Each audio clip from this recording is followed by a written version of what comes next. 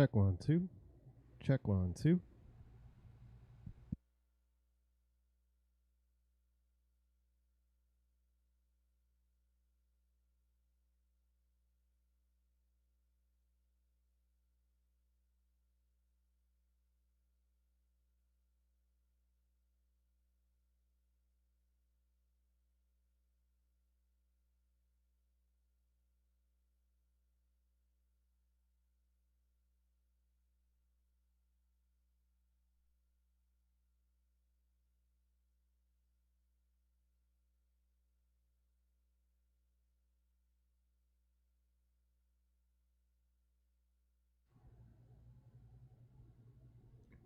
Check 1, 2. Check 1, 2.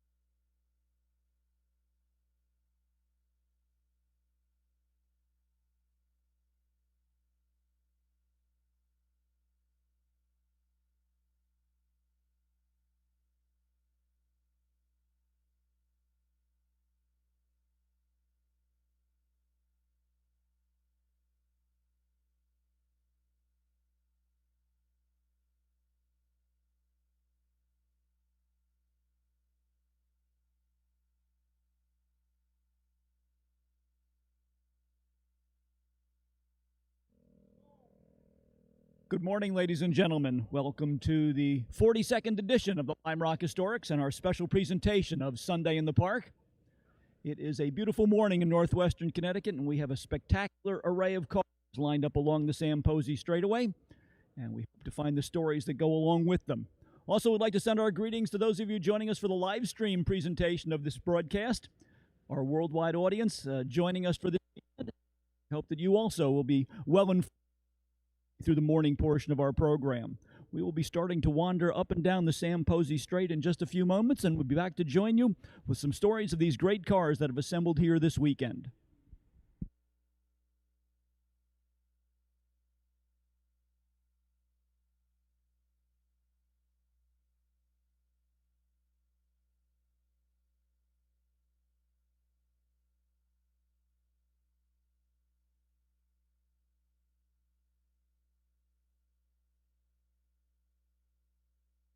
Of the 2024 Lime Rock Historics is the turn of the century Toyo Challenge, featuring cars from the World Challenge Series, and we have a beautiful array of Lotus X180Rs here. Let's ask our first guest to introduce himself and let us know where he's from.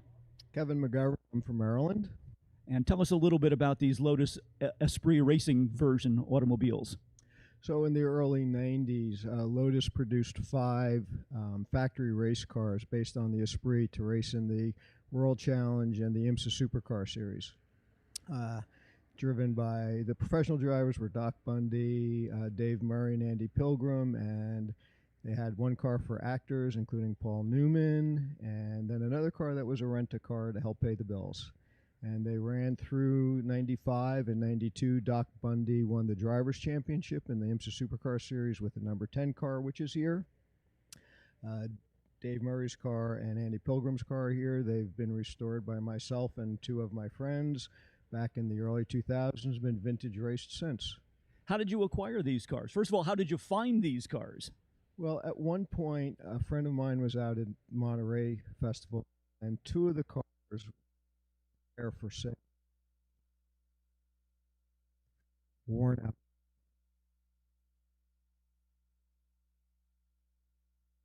The price was much more than I was willing to pay, so I stopped, and then found another one of them down in Atlanta, not far from where Lotus was. And in fact, it was in a shop that was owned by Doc Bundy's crew chief when he raced. So that car also good car, and we started racing it. And after a few years of racing that car, the gentleman who owned the other 2 cars called me up and said, "I job with cars. I the cars for sale. Would you like to buy them?" And at that point, he came to a reasonable price, and so we bought those 2 cars, restored them, have the 3 restored.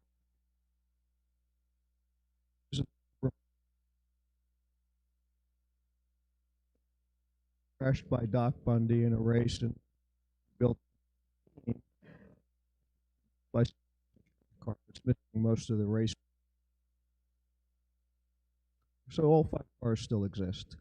Thanks very much for bringing these wonderful cars to Sunday in the Park. Okay.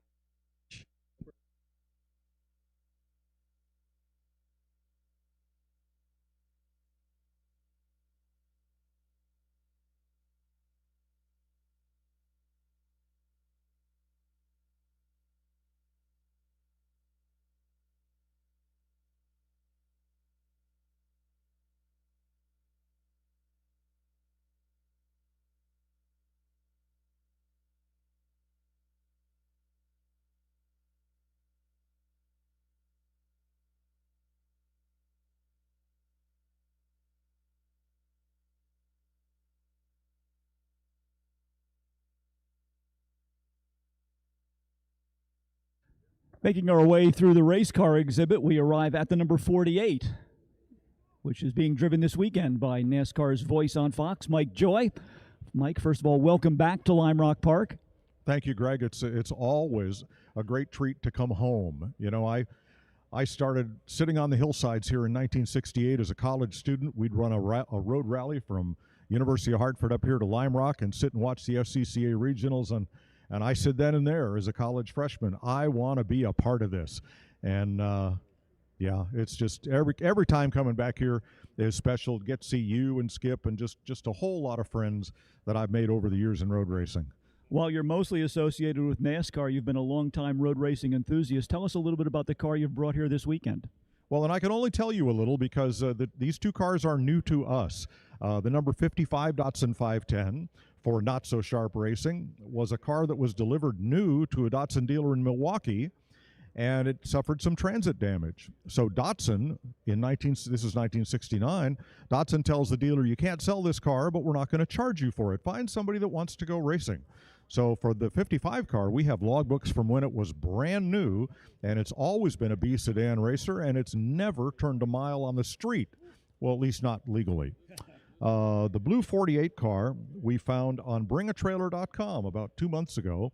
It has been vintage racing in Colorado, and we have logbooks on that back to the early 1990s. It's got a Dave Ribello engine. The only thing I think it's lacking is Bob Cunio's trick rear suspension.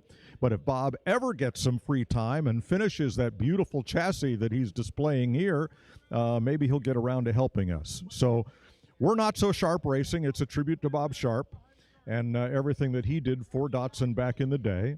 And Dan Gurney was always my hero, and the car arrived here in blue. So I said, well, let's replicate the CUDA graphics from 1970 for Dan Gurney. So it's a new car for us. It's got some teething issues. We are half fast, and if we can find the other half on Monday, we will probably be a threat for the back half of the pack. Well, Mike, thanks very much. It's great to see you again, and thanks for bringing this wonderful car to Sunday in the Park. Thanks, Greg. Always a treat to be here, and thanks to all of you that have polished and spit-shined your cars and brought them out here to show for all the enthusiasts that come here and love this great day.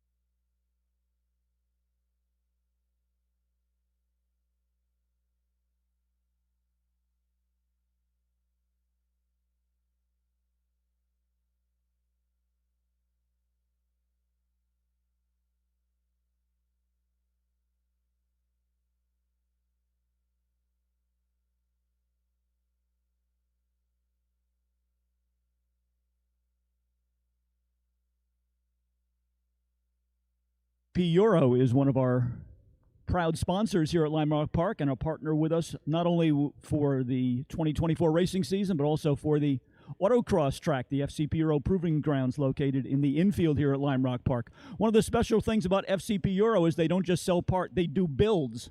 And one of those builds is a very unique Mercedes. First of all, if you'd introduce yourself and tell us where you're from. Sure. My name is Nathan Brown, and I'm the VAG Group Product Director from FCP Euro. Tell us a little bit about this beautiful Mercedes, where it came from and where it's going.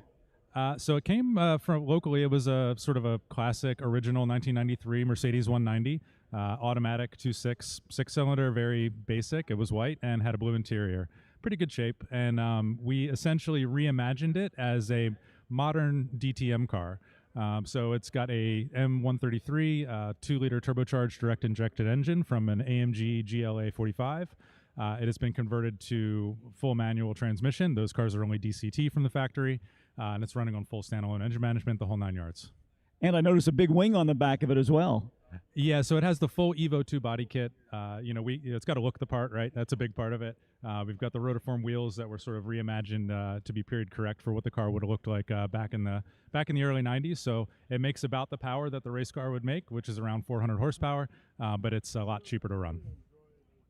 And all of these things came from the FCP Euro parts catalog. A lot of it did, yeah. So a lot of the suspension is actually late model AMG. It has an E46 M3 steering rack in it. So whatever we can utilize from the parts bin, there's a lot of other really high-performance cars that AMG or whoever else may have made, and if we can repurpose those for doing one of these builds, we always do. This is not just a show car, though. Tell us a little bit about its track performance. So yeah, not just a show car. It has been on track a number of different times with Grid Life and some other events and things like that. It's pretty quick. I've actually never driven it on track, unfortunately. I haven't been that lucky. But from what I've heard, it's a blast. It has a full roll cage, and it's fully built out that we could go to wheel-to-wheel racing with it, whatever else. And that may happen in the future. We'll see. This is really kind of the modern era of collectors' cars. We're accustomed to seeing the older cars, but this is really a new generation joining us here at Lime Rock this weekend. Yeah, absolutely. You know, it's kind of one of those things where the cars you grow up with or that you see around town, you start to idolize those. And as you get a little older, you say, hey, you know what? I think I might pick one of those up. And whether it's a Mercedes 190 or an E30 or E36 or even like a, you know, an older Volkswagen like the Mark II GTI over there, you know, it's all the stuff that, you know, it used to just be a commuter, and now it's something a little special. And that is one of the project cars from FCP. They are one of our partners for the 2024 season, so if you are wandering up and down the Sam Posey straightaway, stop by and learn more about how they can provide you with parts for your European build. Thank you very much. Awesome. Thank you.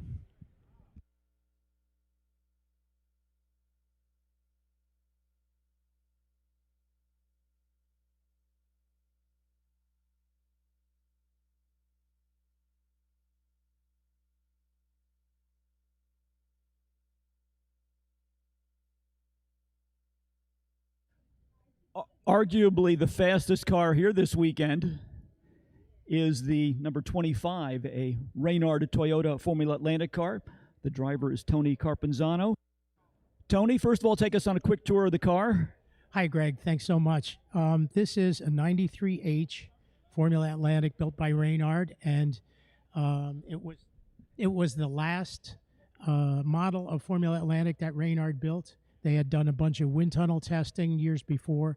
This car actually was Patrick Carpentier's first Formula Atlantic ride, and then it changed hands a couple of times and won the C2 championship in '95 with Joaquin De Soto driving. You had a little bit of bad luck yesterday. Tell us about what happened at the end of the day. I actually had a bolt shear down in the lower end of the left front suspension, and you know, you always wonder, people say, well, you buy the best hardware and you do this and you nut and bolt and you check everything and you crack test, and that's why, okay? So sometimes stuff happens, and fortunately it happened in the infield left-hander there and not the uphill or the downhill. So I was able to have most of the parts, and through some help of some friends, we got it back together. Back on track tomorrow? Hopefully, yeah. Well, everybody, keep your eyes out for the number 25 running in our open wheel category, driven by Tony Carpenzano. Thanks, Tony. Thanks, Greg. Great to see you.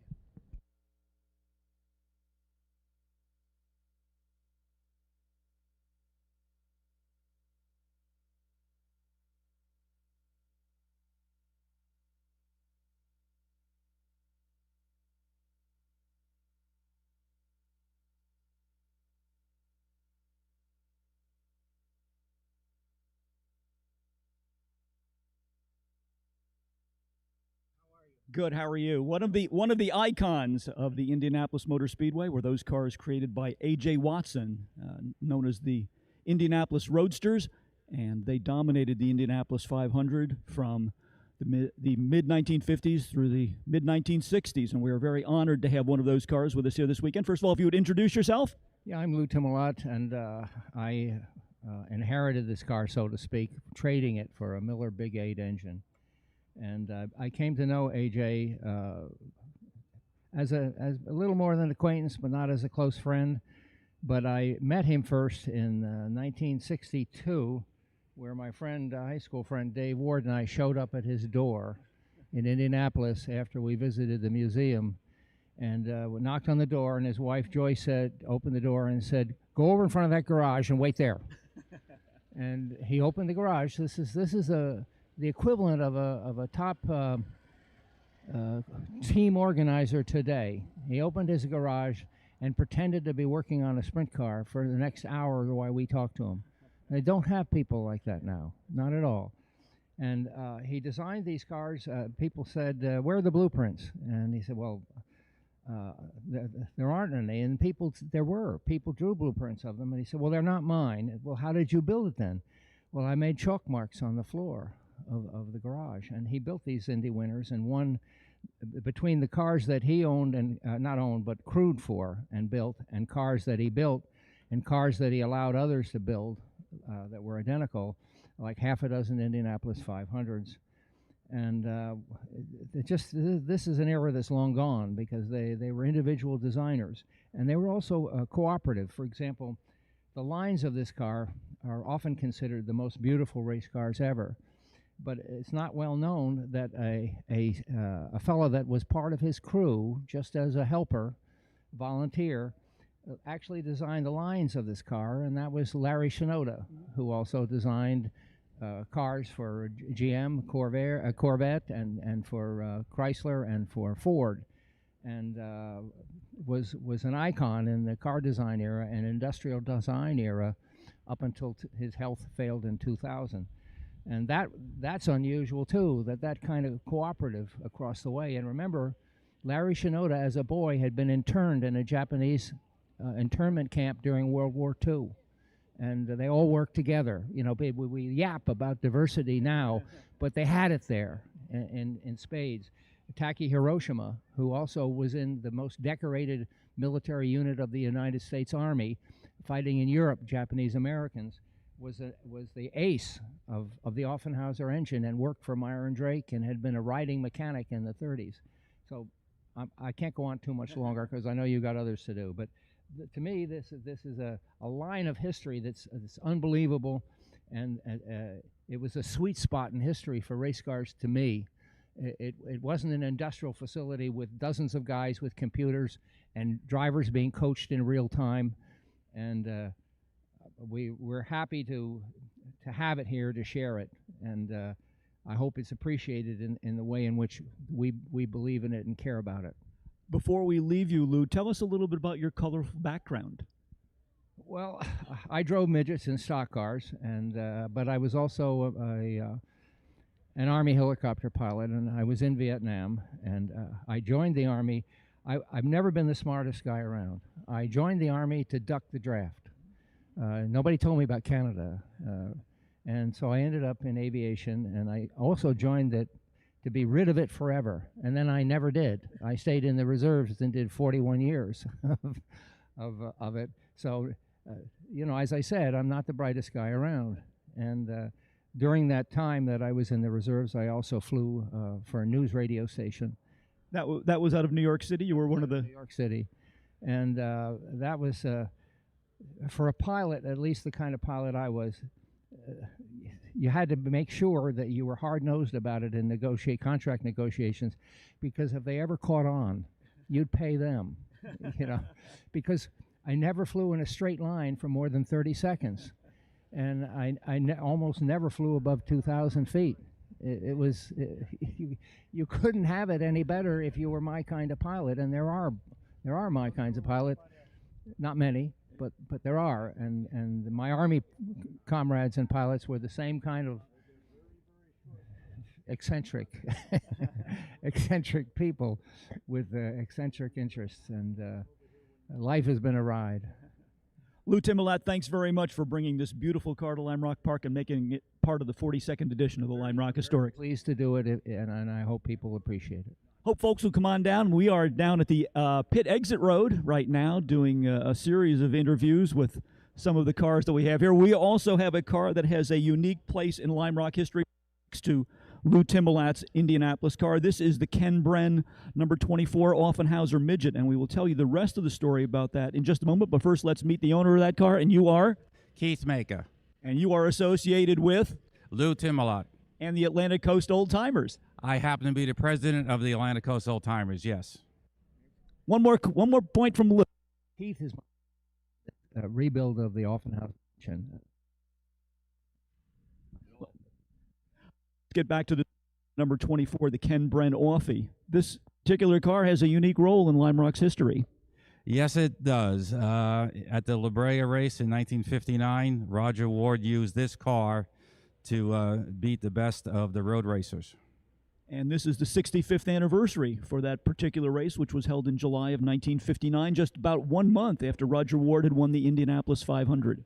Yes, and I am very thrilled and pleased to be the caretaker of this special car, and Next year, I hope to be running it around the track, but I did not have time to prepare it to run this year. I think this car is also going to be featured at the Saratoga Auto Museum coming up in the month of November. Yes, it will be featured for their talk on road racing. It will also be at the New England Motorsports Museum also for their talk. So, and currently the car sits in the Eastern Auto Racing Historical Society down by just outside of Allentown, Pennsylvania. That's where I store it, because it'll get dirty in my shop, and then there's too much cleaning involved. So I leave it in museums. One of the pieces of trivia, though, that applies to this car is, although it is the authentic Ken Bren number 24, it's not the same color as when it raced here at Lime Rock. No, it's not. It was blue, a light blue back then, and that's been a topic of controversy on if I should change the color. But there's a lot of other things that change on the car, too. Currently, the car has disc brakes on it, and in '59 it had drum brakes. So they have to change those. The grill and the nose and the shocks. It had friction shocks on it back then. Now it has hydraulic, it has tube shocks on it. This was an active race car. This wasn't just a car that won at Lime Rock and then was put into a museum. No, it wasn't. This car was raced on up into the late 70s, and it won a lot of races. A 100-lapper at Langhorne. It won 250 lappers at Trenton. So this car has a tremendous amount of wins. NASCAR championships it won, long before it had won here at Lime Rock. One of the interesting folk car, you were mentioning the disc brakes and how it had drum brakes when it was brought here to Lime Rock.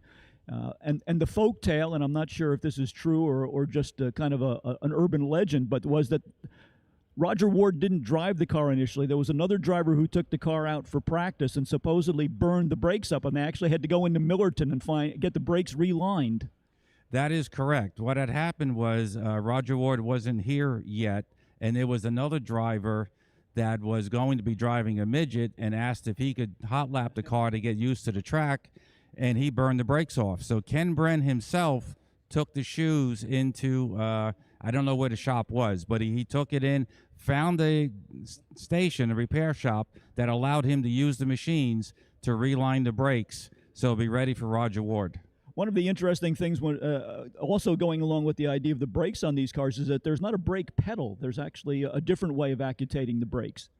On the left side of the car, there's a hand lever, and that's the only way to apply the brakes. So Roger Ward would drive around Lime Rock Park, and periodically he would take one hand off the steering wheel and reach for that handle to get the car slowed down. Well, all midget drivers are taught or learn how to drive with their right hand, because you have a air pump on the side of the car that pressurizes the fuel tank. So while you're going around the track, you have to make, and this is at circle tracks, I'm not talking about Lime Rock, they have to pump the fuel pressure and brakes with your left hand. So you pretty much always drove with your right hand. So it was a very busy time for Roger Ward when he was lapping here at Lime Rock Park and winning the famous United States Auto Club Formula Libre race, celebrating its 65th anniversary. Keith, thanks so much for bringing this car to Lime Rock. Yeah, one more thing that's been a myth also. People have claimed that this car had a 2-speed rear or a transmission in it, but no, that is not true. I am personal friends with Ken Bren, and the chief mechanic on this back then, Dick Briggs. I was personal friends with him also, and it never had any of those. It is an in-out box, direct drive, 1 gear.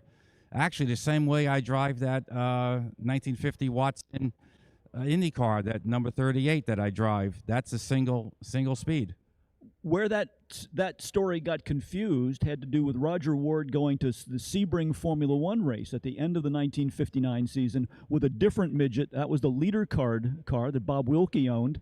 And they put a 2-speed transmission into that, and people started to say, well, the midget at Lime Rock must have had a 2-speed transmission. But as you say, it was direct drive, and in fact, I think they actually changed the gears in the quick change during the course of the 1959 race, which was run as 3 different heat races, and Roger decided that he could get a little more speed out of it by changing the gear ratios. Right, the first race he finished second in, and then they changed the gear, and he won the next 2. Well, again, thank you very much for bringing this car. We will look forward to seeing it at the Saratoga Auto Museum over Thanksgiving weekend, as well as at the special presentation of road racing legends at the New Hampshire Motor Speedway New England Racing Museum, and that comes up on November 17th. Keith Micah, thanks for joining us. Thank you.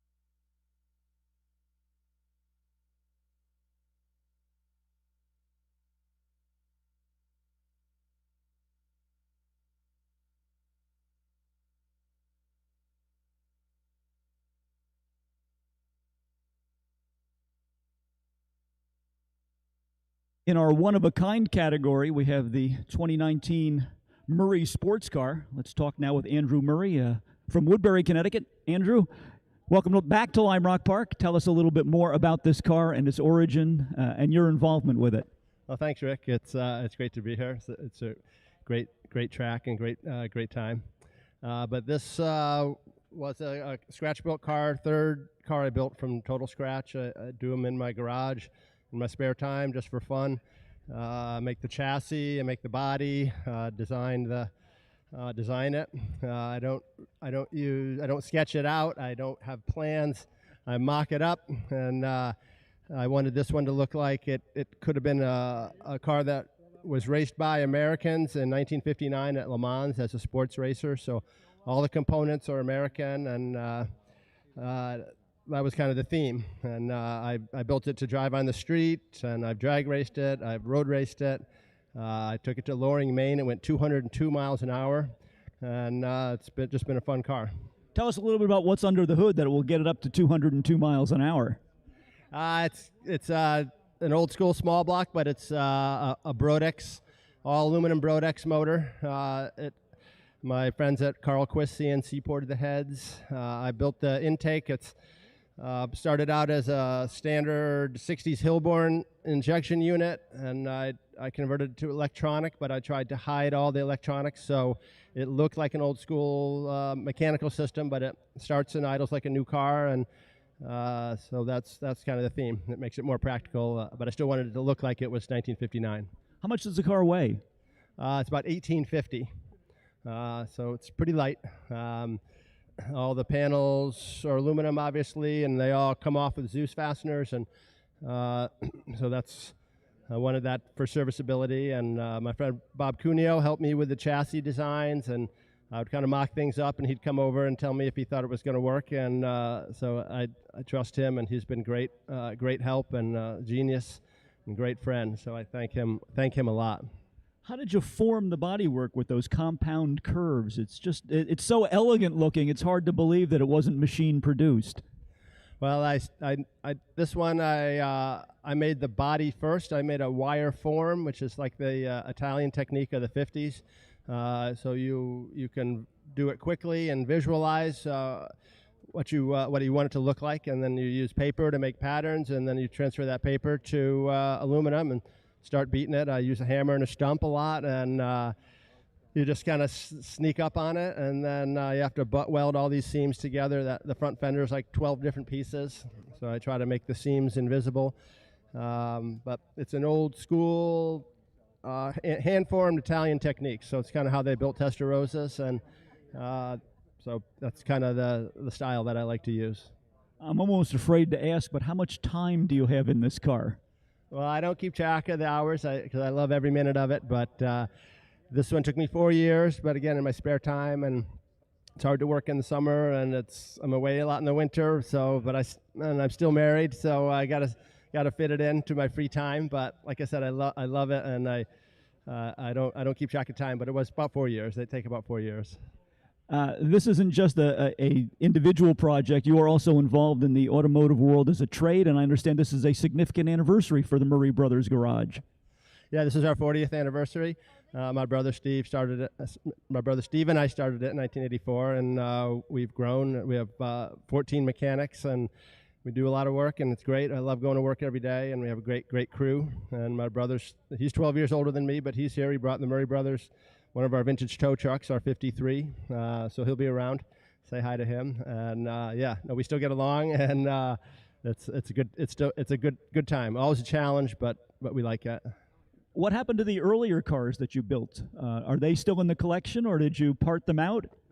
No, I still have them. I don't like getting rid of stuff, so I just have to get more storage. So, but I had the first one out. I had the Roadster out last week, and that works good. And I had my supercharged coupe out early in the year, and I like to get them on the road, and they're super fun to drive, and they're all streetable, so it's fun to cruise around and make some noise. Maybe the next step is the Murray Brothers Museum. Yeah, come on over. I'll give you a tour anytime. That is Andy Murray. He is the owner of this one-of-a-kind Murray sports car, hand-built, capable of doing over 200 miles an hour, and it is part of our collection of cars, the contemporary coach builders, almost adjacent to the start-finish line along the Sam Posey straightaway. If you are wandering up and down, getting a look at all of these concours cars, be sure to stop by and say hello to Andy Murray.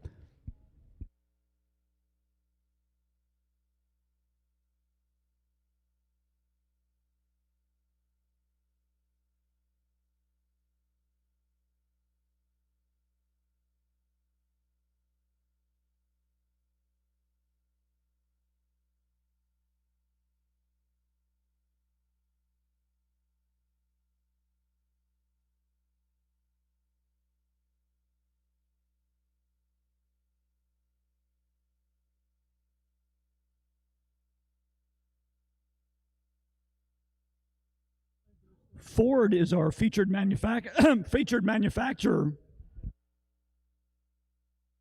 Ford is our featured manufacturer for 2024, and we are very honored to have Ross Myers with us, bringing his collection of Ford products from the Three Dog Garage in Pennsylvania, but quite a few other Fords on display here along the Sam Posey Strait, and one of them is a drag racing version of the Ford Mustang.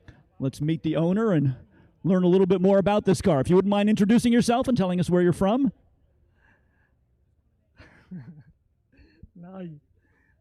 My name is John Koutramanis. I'm Greek, and I own this Tasca Cobra Jet. I own it for about 38 years. Did you ever do any actual drag racing with it? No, I never race it, just bring it to the car shows. How did you find this car? My buddy bought it from a dealer in 1971, and then I bought it, then I put it back there where Tasca have it, and Tasca gave me pictures, and I have the original bill of sale and a lot of paperwork. But so that's the story. Do you remember how much the original bill of sale was? My buddy bought it for $2,500. That is an amazing story to have one of these very rare Cobra Jet drag racing cars. Thanks very much for bringing it to us here at Sunday in the Park. Nice talking to you. Enjoy your day.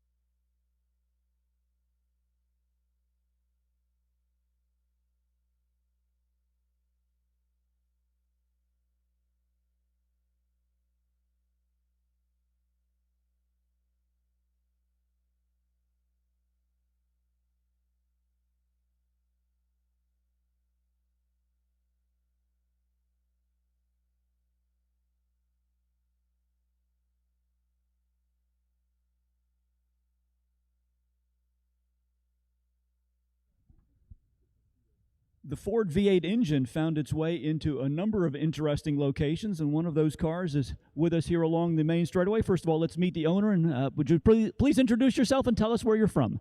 Hi, I'm Jackie Keller from Vernon, New Jersey. And your car is a? 1966 Sunbeam Tiger Mark 1A. And how does that differ from a Sunbeam Alpine? It has a stock Ford 260 V8 under the hood.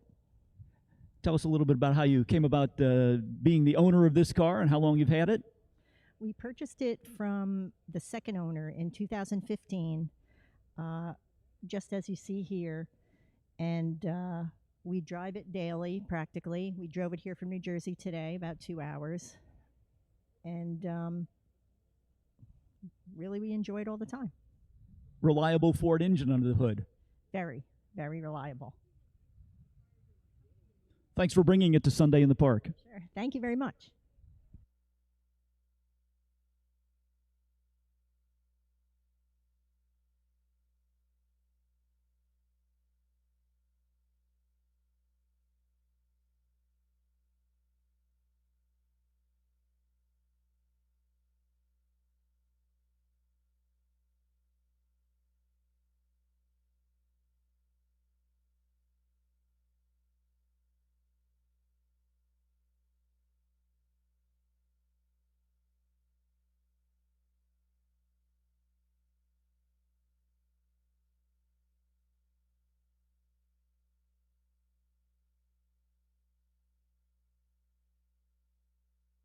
All of you joining us here for Sunday in the Park. The skies are clearing overhead. The weather's a little bit deceptive. It's hotter than you think, so be sure to stay well hydrated. The concession stand is open. I think there's also water up at the Lime Rock tent at the far end of the Sam Posey Strait. So monitor yourself. Make sure you stay well hydrated as you make your way through the day. A beautiful day for the Sunday in the Park here at Lime Rock Park, and we will continue to wander up and down the Sam Posey Strait, trying to find some interesting stories about these wonderful cars that have been brought here.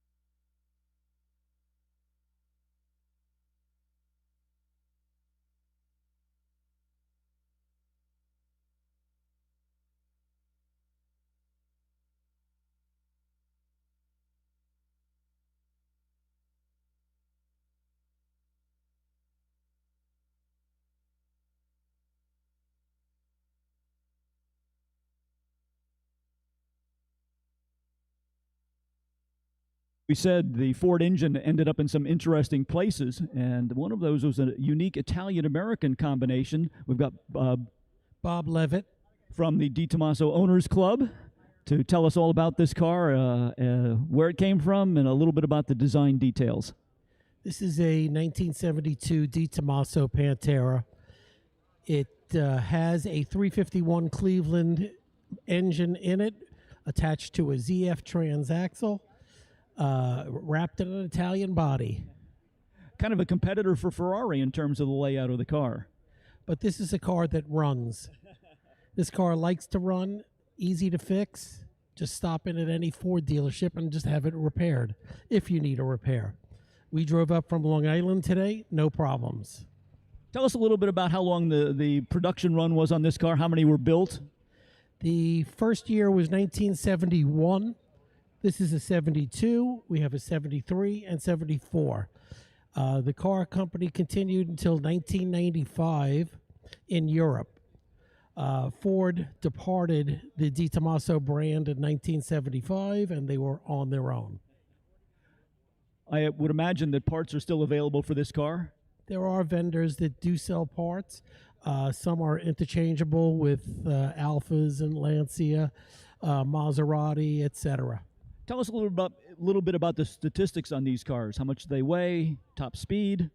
Car's about 3,000 pounds, 0 to 60 in about 5.5 seconds. 330 horsepower right out of the gate. I don't know what else I could tell you. Thanks very much for giving us a guided tour of this beautiful Di Tomaso Pantera, which is actually owned by Robert Levitt of Baldwin, New York. And if you'd like to know more about the Di Tomaso Pantera, we have our expert right here. Thank you.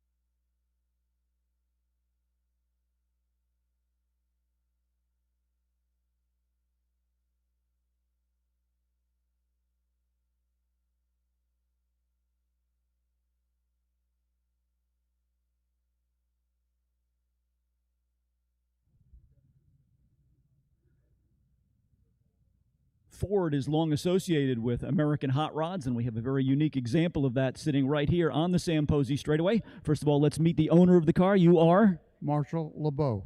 And where are you from? Greenwich, Connecticut. Tell us a little bit about this car that is called a High Boy. Yeah, well, it was built in 2016. It's a steel body.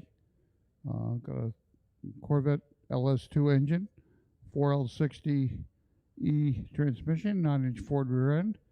And I drive it around 4,000 miles a summer. It's called a High Boy. Where did that name come from? Oh, because the back sits so high. They say that's why. What about the suspension? It looks as though that original type buggy spring, hairpins, and traditional hot rod suspension. What kind of gas mileage do you get? You said it has a LS1 V8 engine? LS2 engine. Yeah, it gets about 23 miles to the gallon. And I cruise 70, 80 miles an hour. And this, of course, is a Roadster. There's no top for it. I have a top, but I never put it on. No. It must look quite different with the top on it. It does. It does. It looks a lot different. But it's a real wind in the hair experience, I bet, when you drive it around here. Yep, I love it. I love it. There was a chance coming up here with the rain, but it was worth a chance. Thanks very much for bringing this unique car to Sunday in the Park. No problem. Thank you.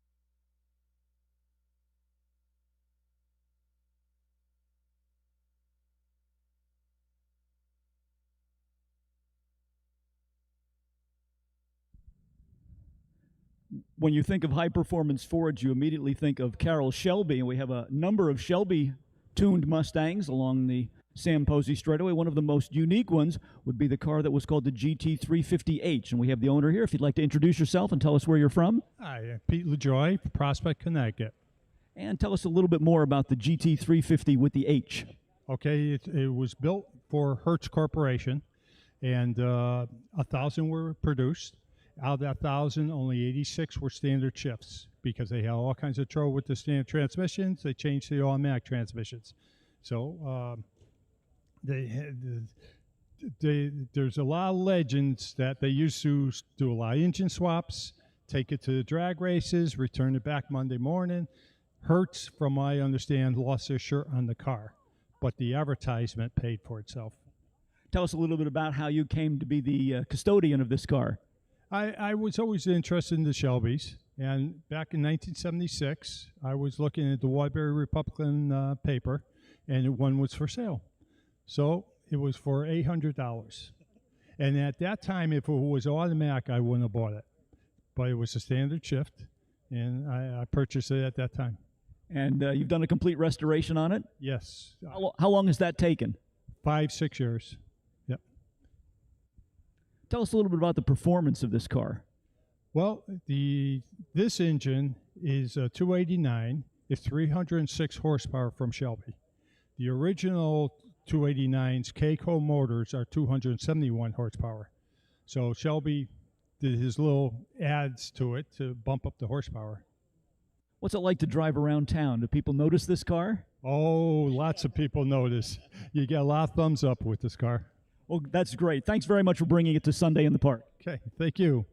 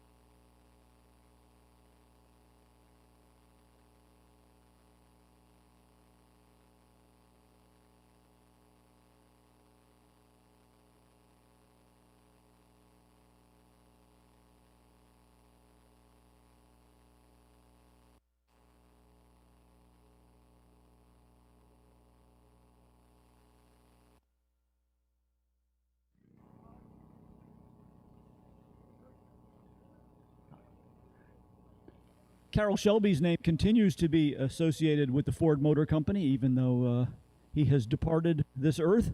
And one of his unique cars is the 2016 Shelby GT350. Let's meet the owner and have him tell us a little bit more about it. Hi there. The name's Mark Searle from Poughkeepsie, New York. Yes, this is a 2016 350 GT. It's the first year with the Voodoo motor, with the 5.2 liter flat plane crank Voodoo motor, putting out a paltry 500 horsepower. Okay, it has the full track package. I've owned it since new, and it's bone stock the way that Shelby American built it, and it does have the Shelby American authentication with it as well. And you said you bought it brand new. Brand new. Yeah. How many miles are on it now? About 4,400. So it's not a daily driver yet. No, it's not a daily driver, but it's a driver for spirited. Let's put it that way. Have you had it out on the track at all? Believe it or not, no. Even though it is a track car, it's never been tracked. Well, there's still the opportunity to do that. Yeah, just get rid of all these other cars around here. We'll take it out. Certainly great to see the Shelby name continuing its association with high-performance Fords. Absolutely. You know, and the motor was only a Shelby's, and that's one of the reasons we acquired the car, because we knew that the motor and the manual transmission were going to be going the way of, you know, the dinosaur. So this car is actually a contemporary of a lot of other high-performance cars, both in the imported market and in the domestic market. Absolutely. You know, it was, you know, I think Ford really did it right when they did this car. In terms of the engine, in terms of transmission, in terms of the general out of the car. The first time my wife drove the car back, she gets out of the car and she goes, "It's a beast. It's a beast. It wants to idle at 50.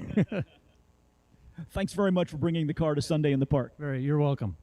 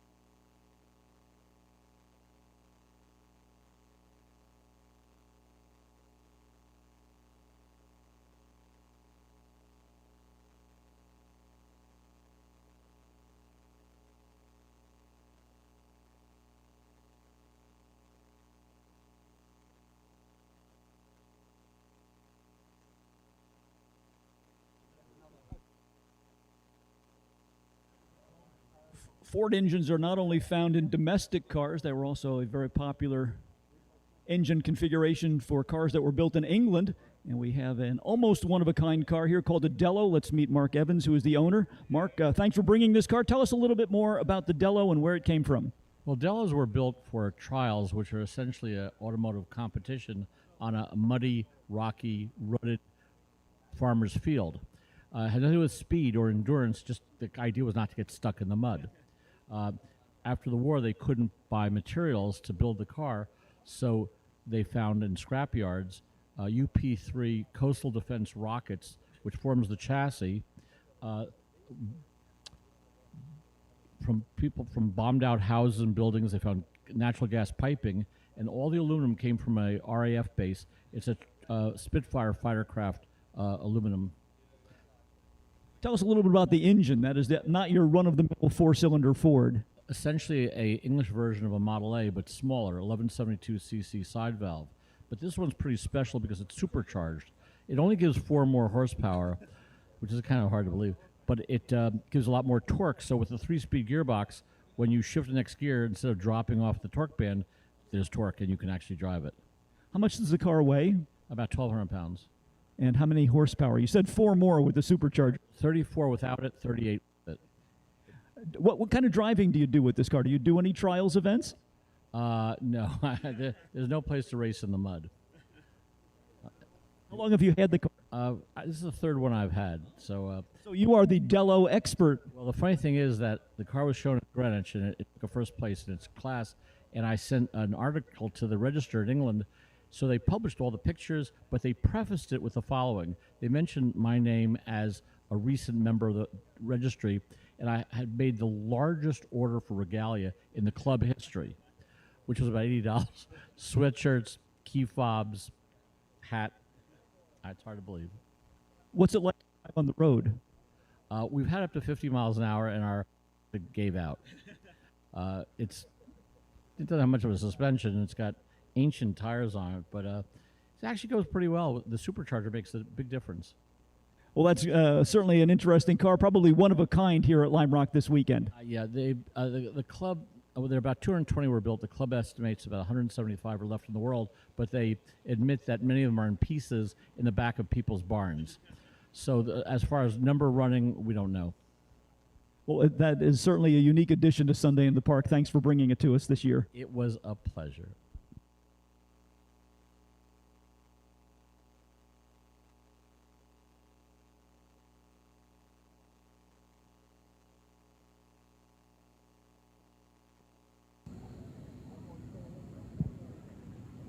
All right, pushing and holding. Check 1 2. Check 1 2. Okay, it's way too loud. Can you turn the mic off?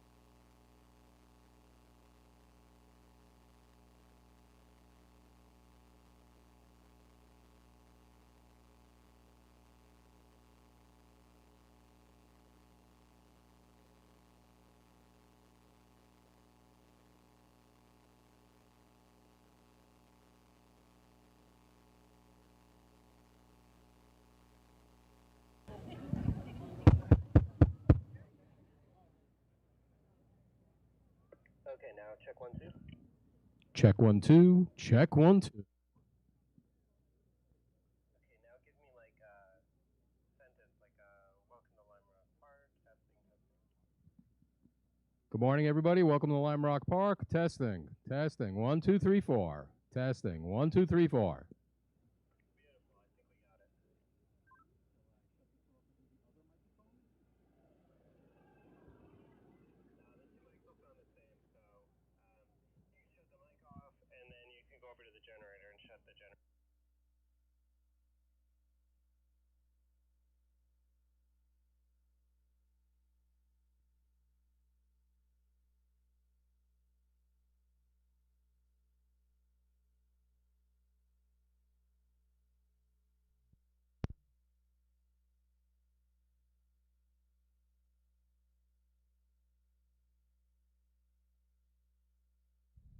Long before Ford went to Le Mans, France to race in the 24-hour endurance race that they eventually won, they had a long heritage in road racing via a very unique path, and we are standing now next to one of those cars that helped to establish Ford in the world of sports car racing. First of all, let's meet the owner of the car. You are? I'm Jerry Lettieri from Rocky Hill, Connecticut.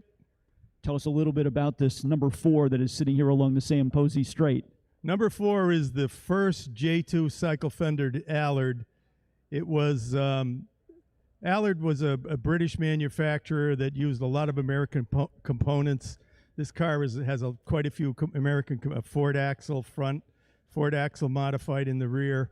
The car was sent brand new to Zora Arkus Duntov in downtown Manhattan without an engine in 1949. Duntov put in his Arden overhead valve conversion on the Ford Flathead and went off to race the car in Watkins Glen, the second Watkins Glen in 1949. He also used it to promote the Arden heads, which were quite a sensation at the time. It received, he didn't quite finish the race. He got black flag. He was doing pretty good, but the car received quite a bit of notoriety at the time. It was pretty well accepted, and of course today the Arden is like the hot rodder's dream piece of speed equipment. Tell us a little bit more about those Arden heads. The engine originally was a flathead, and how did those cylinder heads change the engine? Well, the engine is a 100 horsepower stock flathead, which was, they started in the early 30s. This is a 49 engine, which again is a 239 cubic inch Ford flathead. So Duntov designed these heads, which are very big and huge, and they sit on top of the flathead. The push rods go through where the valves would normally be on a flathead, and it gave them, they breathed much better. They had big exhaust and intake ports, so you didn't have overheating problems. It probably boosted the 100 horsepower motor up to probably close to 150 by just bolting them on the block. So it was quite a sensation. Unfortunately, the Cadillac V8 came out just about the same time that the Arden was developed, and most Allards ended up with Cadillacs in them. It was a much modern engine, readily available at a dealer. Probably, I don't know what the cost was compared to the Arden heads, but I'm sure it was much less. And Allards with Ardens were notorious road race cars, also very dangerous, but they had quite a history in the early 50s. Yep. That's an impressive set of carburetors sticking up through the hood of the number 4. Well, there's 3 of them there. This car is detuned. It's not really.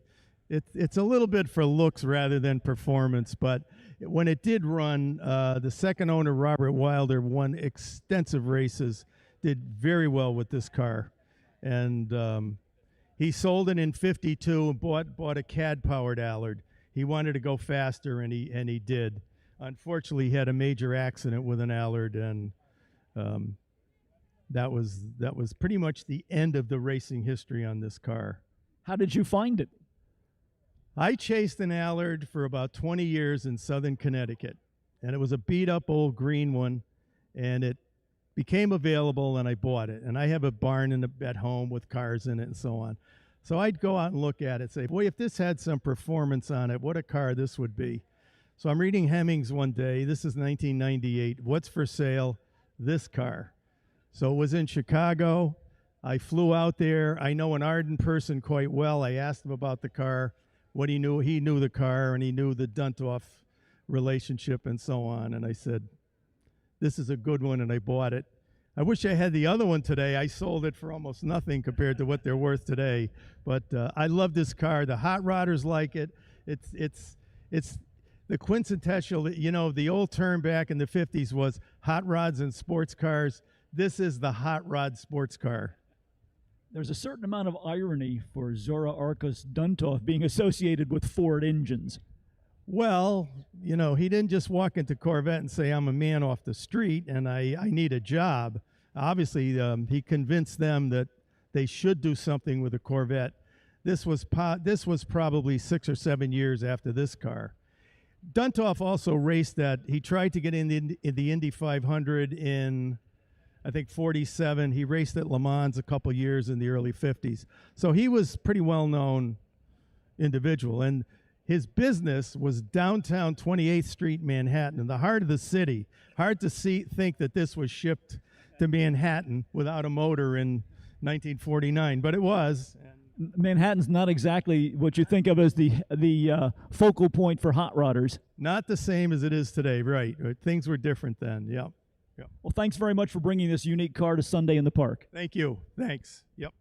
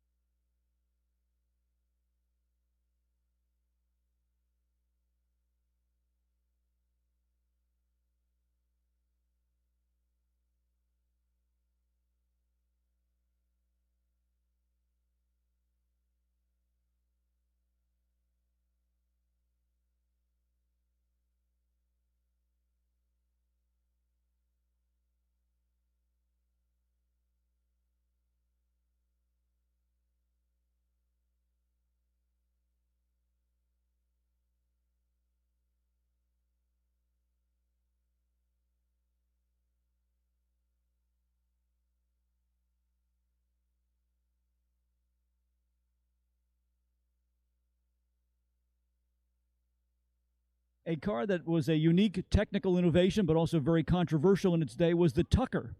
And we have a gentleman here who can tell us more about the Tucker, its technology, as well as its history. And you are? My name is Sean Tucker. I'm the great-grandson of Preston Tucker. Who would know more about the Tucker than you? Take it away. Well, I have a twin brother. He knows all that, too. So the Tucker was developed in 1947, 1948. There are 51 original cars. This car is number 44 of the original 51. It's owned by Howard Kroplik from Long Island, New York. And this car was restored in 2018 by a team from Ida Automotive, and my brother and I were part of it, and we're pretty happy to be here with it. Tell us a little bit about the technology and what makes this unique in the American motoring history. Sure. So I think a lot of folks have probably seen the Tucker movie that came out in the 80s, but some detail on kind of the safety and performance innovations that Tucker was trying to do is he was really the first one to market safety as a thing. So it has a crash compartment that's built into the passenger side of the front seat that you were intended to kind of dive into if there was an incoming crash. But probably the most recognizable thing is the center headlight, which turns with the wheels. It actually doesn't turn on all the time, so it's only when the brights are on or if you turn more than 10 degrees. It's also a rear engine, so it has a Franklin helicopter engine in the rear. And that was an air-cooled engine? It was originally air-cooled, but Tucker converted them to water-cooled for the cars, yeah. How much does the car weigh? About 3,200 pounds, roughly. I mean, they were all kind of hand-built prototypes, so each one, there's not really an exact weight, but they were, so this one's about that. And of the cars that were originally produced, how many are still known to be in existence? There are 47 of the original 51 cars still around. How long does it take restoration on a Tucker if you are fortunate to find one? Well, it was intended to take about 3 years. We actually start to finish it took about 9 months, but that was driven by the show at Pebble Beach. So it took 3 years. We just did it in 9 months. That must have been an amazing around-the-clock job. Yeah, it was. We were lucky to have a really talented team with the Idas and Tuckers and the gentleman that did the upholstery, Bruce DeHavilland. It was a great year, but a very, very busy one. Well, thanks very much for giving us a tour of the unique Tucker that is part of the 2024 edition of the Lime Rock Historic Sunday in the Park. Thank you again. Yeah, thank you for having us.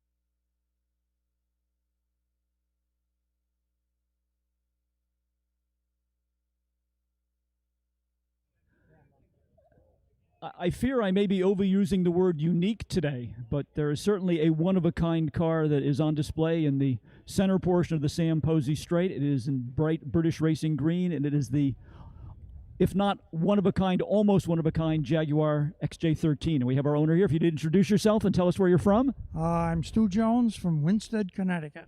And tell us about this Jaguar that is your dream car. This Jaguar is a replica of the one and only XJ13 that Jaguar ever built. It was fabricated in New Zealand. It was one of 7 by Rod Temparo, and it came to us in pieces. It had a very unfortunate history, and many of the parts, including the engine, were sold off. Other special fabricated parts were lost, and it took us almost 5 years to replicate the missing parts and put it all back together again. But here it is, finally. What drew you to the XJ13? I had a client who called me up and said, "Can you put this car back together again for me?" And I said, "Well, yeah, I think I can." And I specialize in V12 Jaguar engines.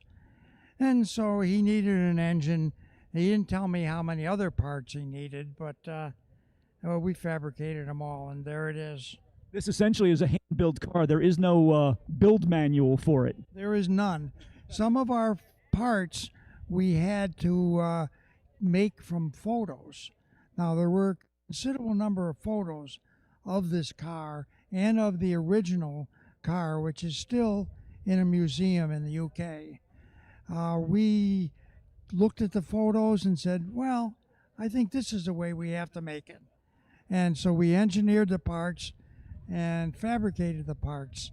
And one of my favorite stories is the windshield support brackets, which took us more than a week to engineer and fabricate. And we saw some photos of the bankruptcy auction, and there, lying in a pile of parts, were the two original brackets that we had to engineer and fabricate. But we never saw them. They never got to us. I think they got thrown away. Well, that is a great story, and thank you very much for bringing this car to Sunday in the Park. Well, thank you. It was a pleasure to be here.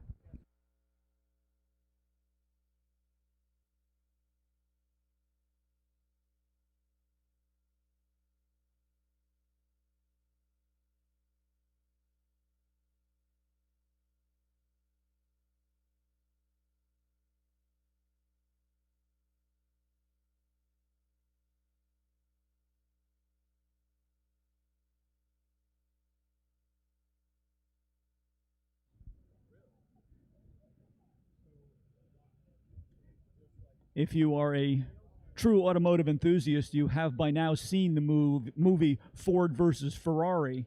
And one of the starring roles in that movie went to the Cobra Le Mans replica 427 cubic inch engine. I will not go into any more details. I will turn it over to Kurt Uzbe, who is the owner of the car, to tell us more about this bright red number 10. Thank you, Greg. It's an honor to have CSX 2156 here. We just won Best in Class in the AC Cobras. I called the previous owner, Sandra McNeil, to tell her she was thrilled.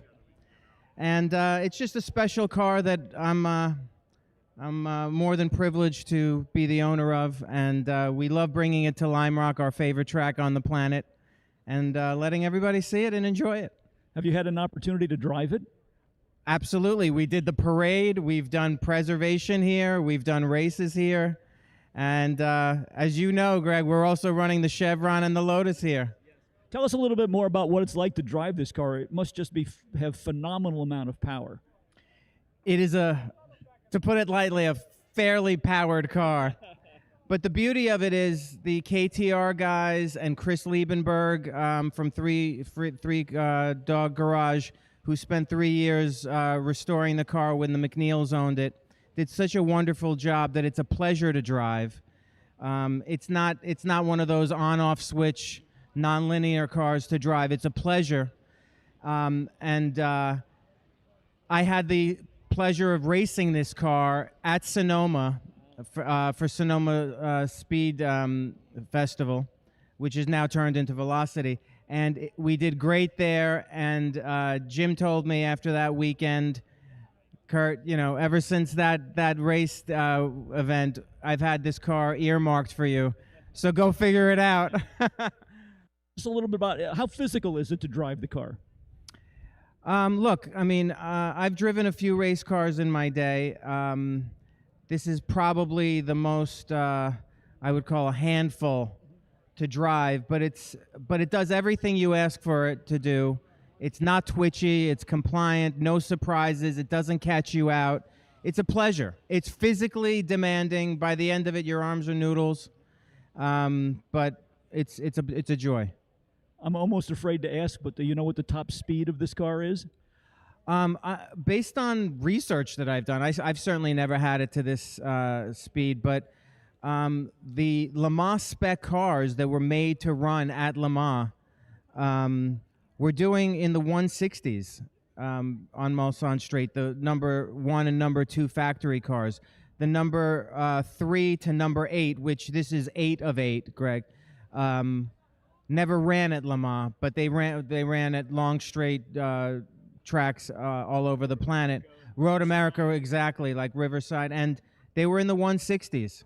And that is with no aerodynamic aids of any sort at all. Well, it's a good point you brought that up. One of the specific points of the Le Mans cars was there's an additional 4-degree rake on the windshield to kind of source of downforce. Right, that's right. Back in '63, that's all they could muster up.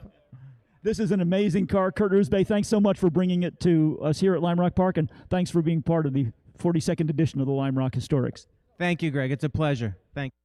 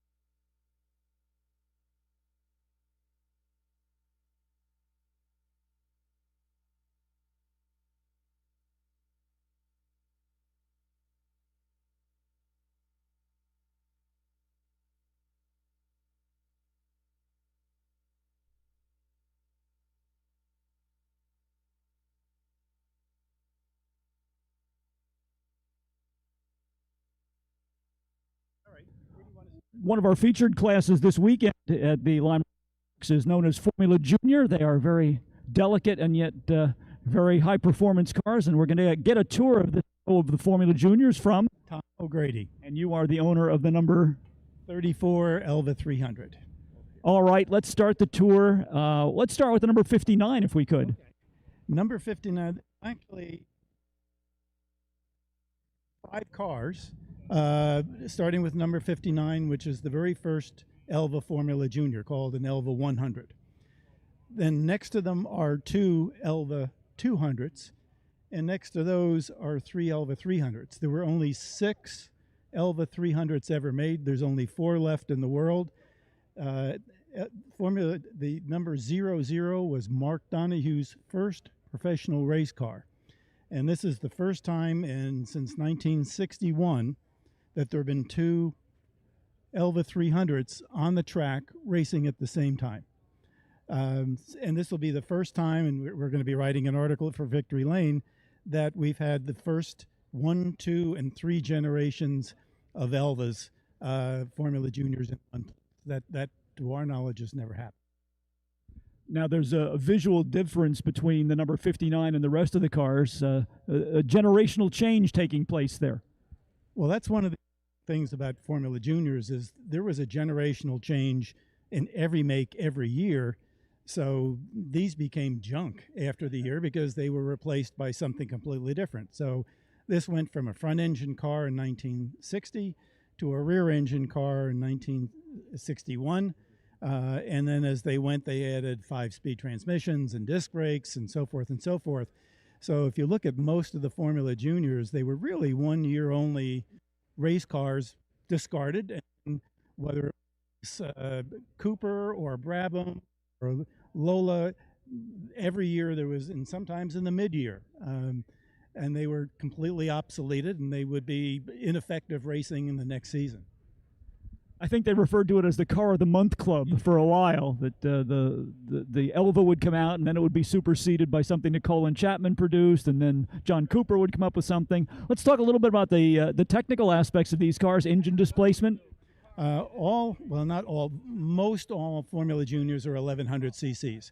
Some of the early ones were under 1000 cc's, but most of them, regardless from a 1959 to a 1962, are 1100 cc's. The transmissions started, if you look at the number 59 here, it's very interesting. The shifter is between your legs. So you can imagine trying to drive quickly and you've got to take one hand off the steering wheel and you're trying to shift between your legs. So they went from that style of transmission, and eventually they went up to the 1962, the 2 300s, where they were running Hewland 5-speeds, where you could change gears and so forth. Same thing with brakes, drum brakes in the early cars, and then they progressed through the years. They went to disc brakes on 2 wheels and then eventually to 4 wheels. Notice, though, that the wheel width of the car.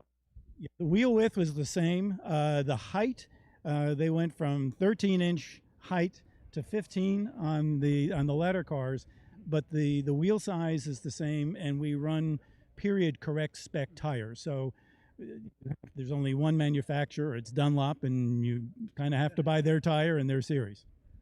What's just a Formula Junior? Generally, it's 880 pounds. If you run the smaller, under 1,000 cc engine, you can run a lighter weight. But all of these are 880 pounds. And typically, if you're in a race, the first 3 guys that come off are going to get weighed to make sure that they're not under. We talked a little bit about the transaxle, and you mentioned that they were Hewland gearboxes. Did the Hewland have its basis put inside a Volkswagen case? Yes, and the number 34 over here still has some of the VW stampings on the case, but that was I believe, for Elva certainly was the first Formula Junior that came with a Hewland 5-speed transmission in.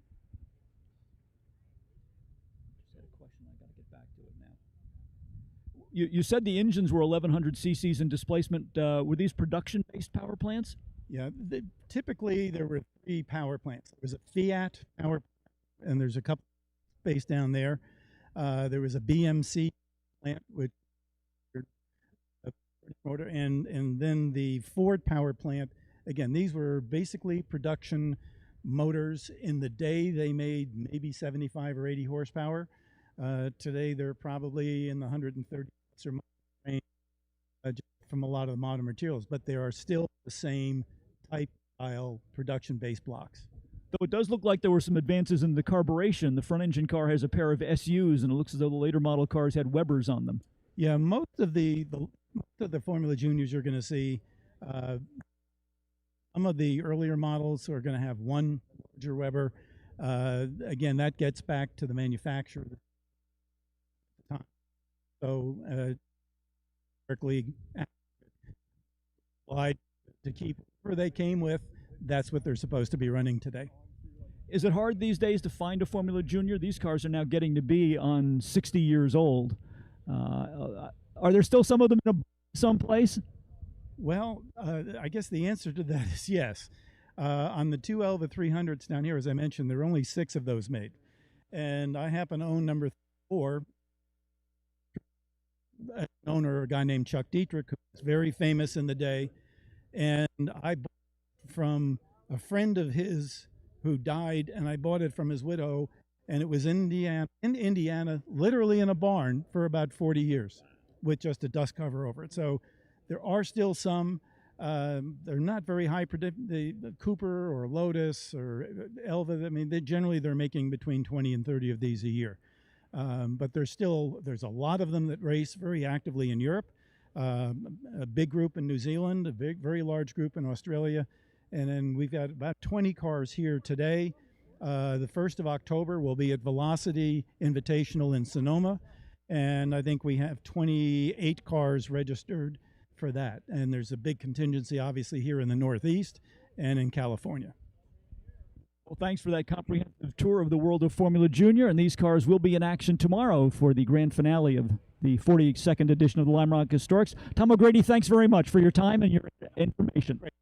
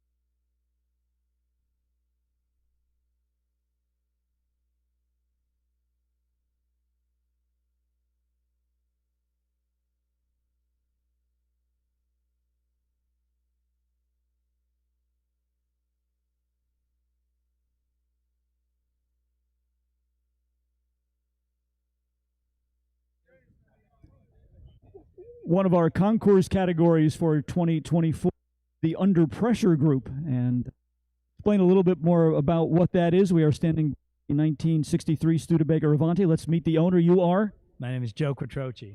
And you are from nearby? From Canaan, Connecticut. Okay. So you're just down the road. Nice 10-minute drive from here. Tell us a little bit about this Studebaker. Of course, Studebaker, a name that many of us recognize back. I'm sure our younger audience may not be familiar with them. Might not be. Now, my Studebaker, they only made this car for 2 years, 63 and 64. And then Studebaker went bankrupt. And as part of the bankruptcy, they sold the fiberglass mold and the name to two dealers who kept making Avantis, but not Studebaker Avantis, for a few years after that. So this car, first of all, has a unique body in that it was a fiberglass sedan, one of the few fiberglass mass-produced cars in the market. But under the hood, it's a bit unique as well. Yes, it's a 289, and it's called an R2, which means it has a Paxton supercharger in it. And so they only made a little over 1,800 R2s. How long have you had this car? I've had it for about 15 years. Did you do the restoration, or was it ready to go when you got it? It was done when I got it, thankfully. Yeah. Tell us a little bit about what it's like to drive around with this car. Do you feel the extra boost from the supercharger? You do definitely feel it, but the issue with the car is the clutch is very stiff. So luckily you get into fourth pretty quickly. And the steering certainly doesn't have power steering. But once you get on the road, you're fine. How about the fiberglass body? What kind of special care does that need? Not really anything special. I just wash and wax it. It looks, I mean, the finish on it looks gorgeous. It still has that sheen that fiberglass has with the no seams in it or anything. Yeah, I don't know if this is the original paint or not, but I haven't seen any overspray on it, and so I really don't know. But it looks like single stage to me. Thanks very much for bringing the supercharged Studebaker Avanti to Sunday in the Park. Thank you.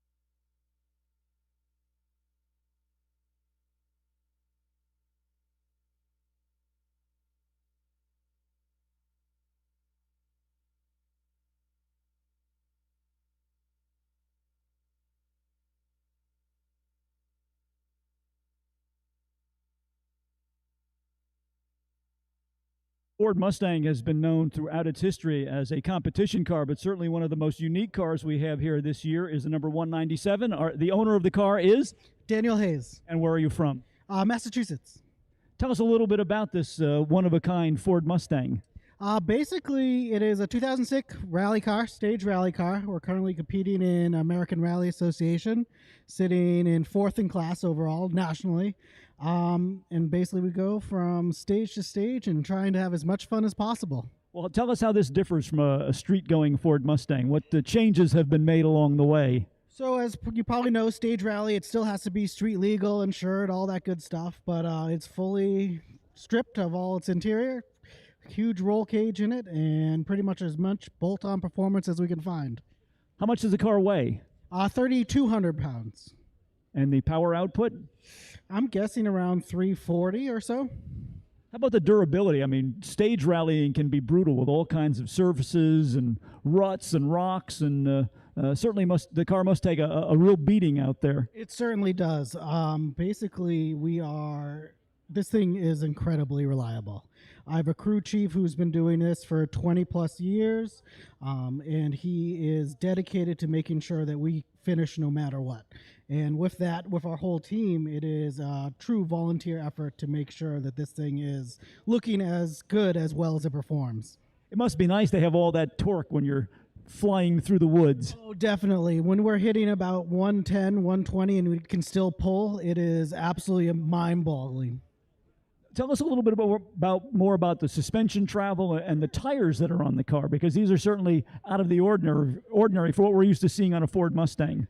So this was actually set up originally as a track car, and due to that, we have 14-inch front rotors in the front, and for that, we need 18-inch all-terrain tires and wheels, and basically we found some Bridgestone all-terrains. We siphon them, cut them, and make them our own, and basically we have the largest tires that compete in all of rally these days. Rallying is unique in terms of the fact that it's truly a team sport. Tell us a little bit about what goes on inside the car. So my co-driver, Boyd Smith, who is been doing this since 1980s. He's just a veteran, a mentor, my role model, and he took me under his wing and kind of taught me everything. This is only the second year I've been doing this, and basically he is just a beacon and an anchor in the car that just keeps me going, no matter what happens. Are you getting accustomed driving with pace notes? Yes, so all of ours is done through Pace Notes. We actually are sponsored with Easy Write, which is a Pace Note writing system, and basically everything is manually done. We don't use Jumbo Notes or anything like that. We're out there on recce doing it all ourselves for about 14 hours, and then the next day we go racing. How many events do you do during a season? Typically we run 4 events on ARA, which covers the middle of the United States and the East Coast. And where are those events held? We just got back from Chillicothe, Ohio, and in 2 weeks we'll be in Johnson City, Tennessee.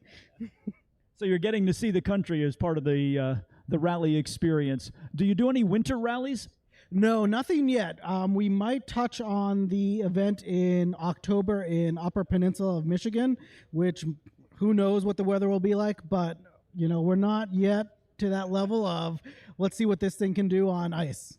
There's at least there used to be, I'm not sure if there still is, but there used to be a very active winter rally program in Quebec and Ontario and Canada. Yes, definitely. They have a huge program. One day we'll be up there, but I think our next goal for next year will be to see if we can go international and bring this to Barbados, because I know they want us there. Well, that will be an amazing experience. Thanks once again for bringing this car to Sunday in the Park. Definitely. Thank you so very much.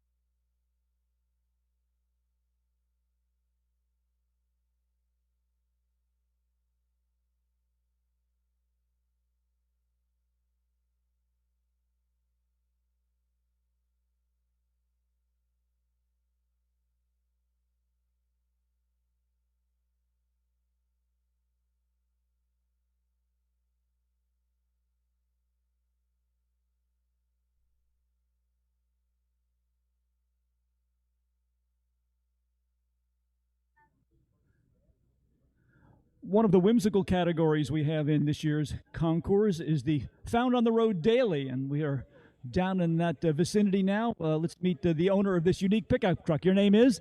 Dan Kupis. And you're from? Oxford, Connecticut. And tell us about this one-of-a-kind pickup truck. It's a 1974 F100. It has a 7.3 Godzilla swap with a 1080 transmission, full QA1 suspension. It was a full frame-off restoration except for the body. It's clear-coated patina. Where did you find the original bodywork? And when? I just finished it. It took me a year to do it. It was actually right in Portland, Connecticut, but it came up from Greenville, South Carolina originally. And what's it like to drive on the street? It is a daily driver. Fantastic. Has really good driving manners. Since Father's Day this year, I've put about 2,000 miles on it. And what kind of gas mileage do you get? Or don't you think about it? I don't pay attention. No. Any plans for the future to continue the project? Or is it completed now in your mind? It's wrapped up for now. I do autocross it right up top. I've done it once so far. It'll be out again this year later. That's got to be one of a kind up on the FCP Euro proving grounds. I bet you don't see many pickup trucks in your class. I think I'm the only one I've seen so far. Well, thanks very much for bringing it to Sunday in the Park. Thank you.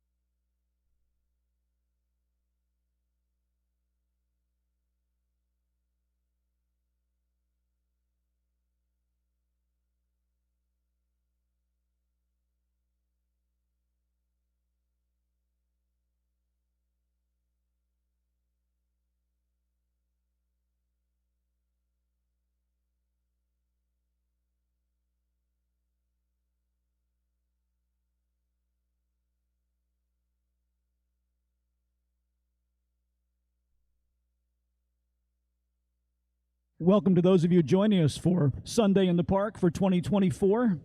Beautiful day here in northwestern Connecticut, but it is deceptively warm, so be sure to stay well hydrated. There are a number of water stations available, and keep monitoring yourself and your friends, and as we said, stay well hydrated and enjoy your day here with us at Lime Rock Park.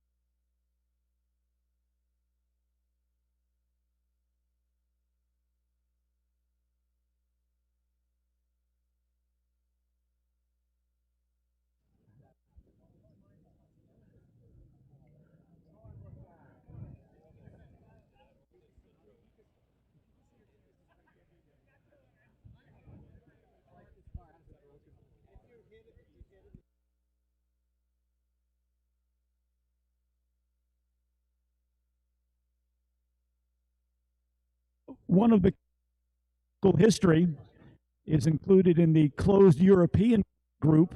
Let's bring Scott Davis in here to tell us a little bit more about this unique automobile. Unique. I'm overusing the word unique. I know it, but this is really the word of the day. Well, yeah, my father imported this car in 1962 through Duchess Auto, and brought it into the country in February of 1962, and then to Sebring, and raced it at Sebring, where I think he came in fourth that first year. He then campaigned the car for the next 4 years until he bought a Lotus, which a lot of people are probably familiar with.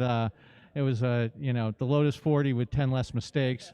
And then the car actually was sort of sequestered in a barn for a number of years, and I pulled it out I bought the car about 20 years ago, pulled it out of the barn and refurbished it with Donnie Breslauer over the last 2.5 years. This car is a Lotus Elite. It is unique in that it has a fiberglass chassis.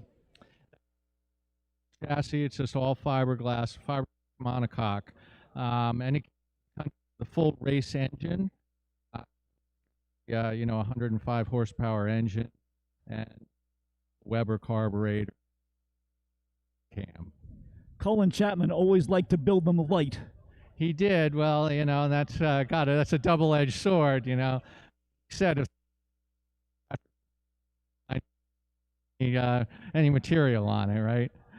You are not a small guy. It must be a real squeeze to get you in there. Well, that's an thing. The seat, actually, we had to lower the seat. We couldn't put it on a frame. We had to sort of bolt it down onto the monocoque. So, yeah, it's a tight fit. And you get a lot of enjoyable miles on the roads of northwestern Connecticut? Absolutely. The car roads up here, because that's where it's spent its life. And, yeah, love driving it up here. It's a great car. It's a wonderful car. There about how the road between Millerton and Hillsdale used to be an unofficial test track for Lotuses as they were brought into the country. That is true. Yes, Formula Fords, Formula Bs, they seem to go screaming right down through town. Yeah, the Lotus 30, I think, made a couple runs on that road. Well, that is great, great story, and we certainly enjoy seeing this car here. Thank you for being part of Sunday in the Park. Thank you for having me here. It's been a lot of fun. Really.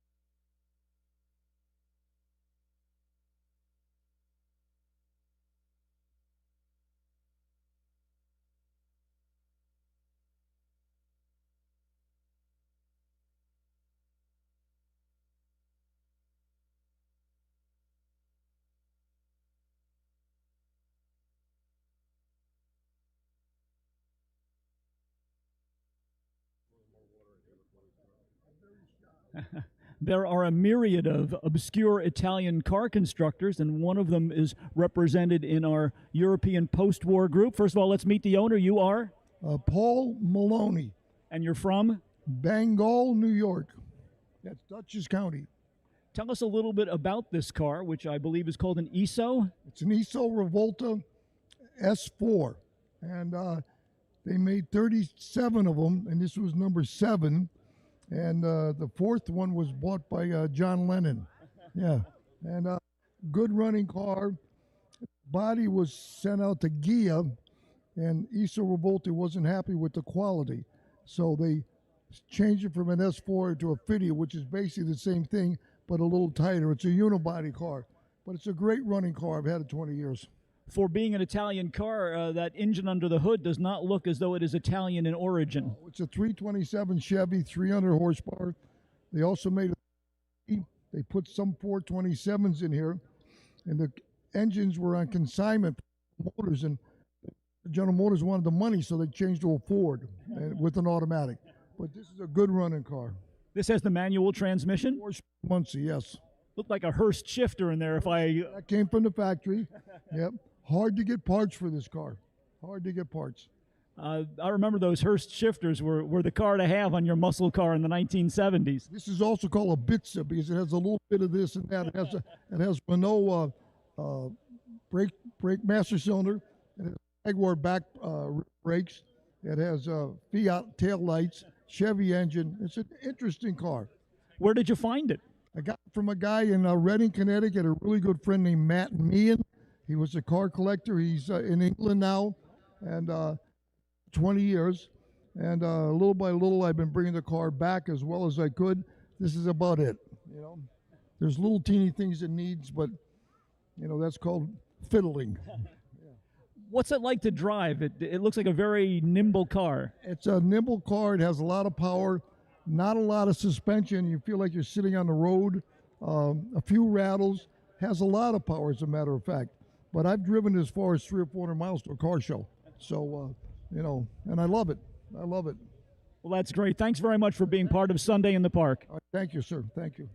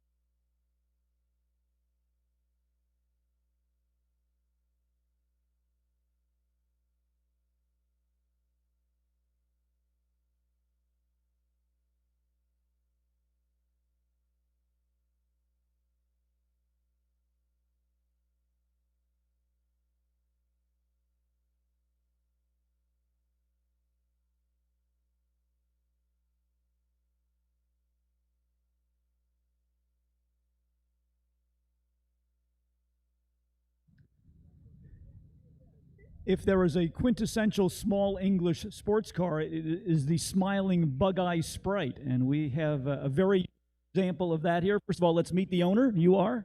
David Silberkleit from Branford, Connecticut. Tell us about this bug-eye Sprite of yours.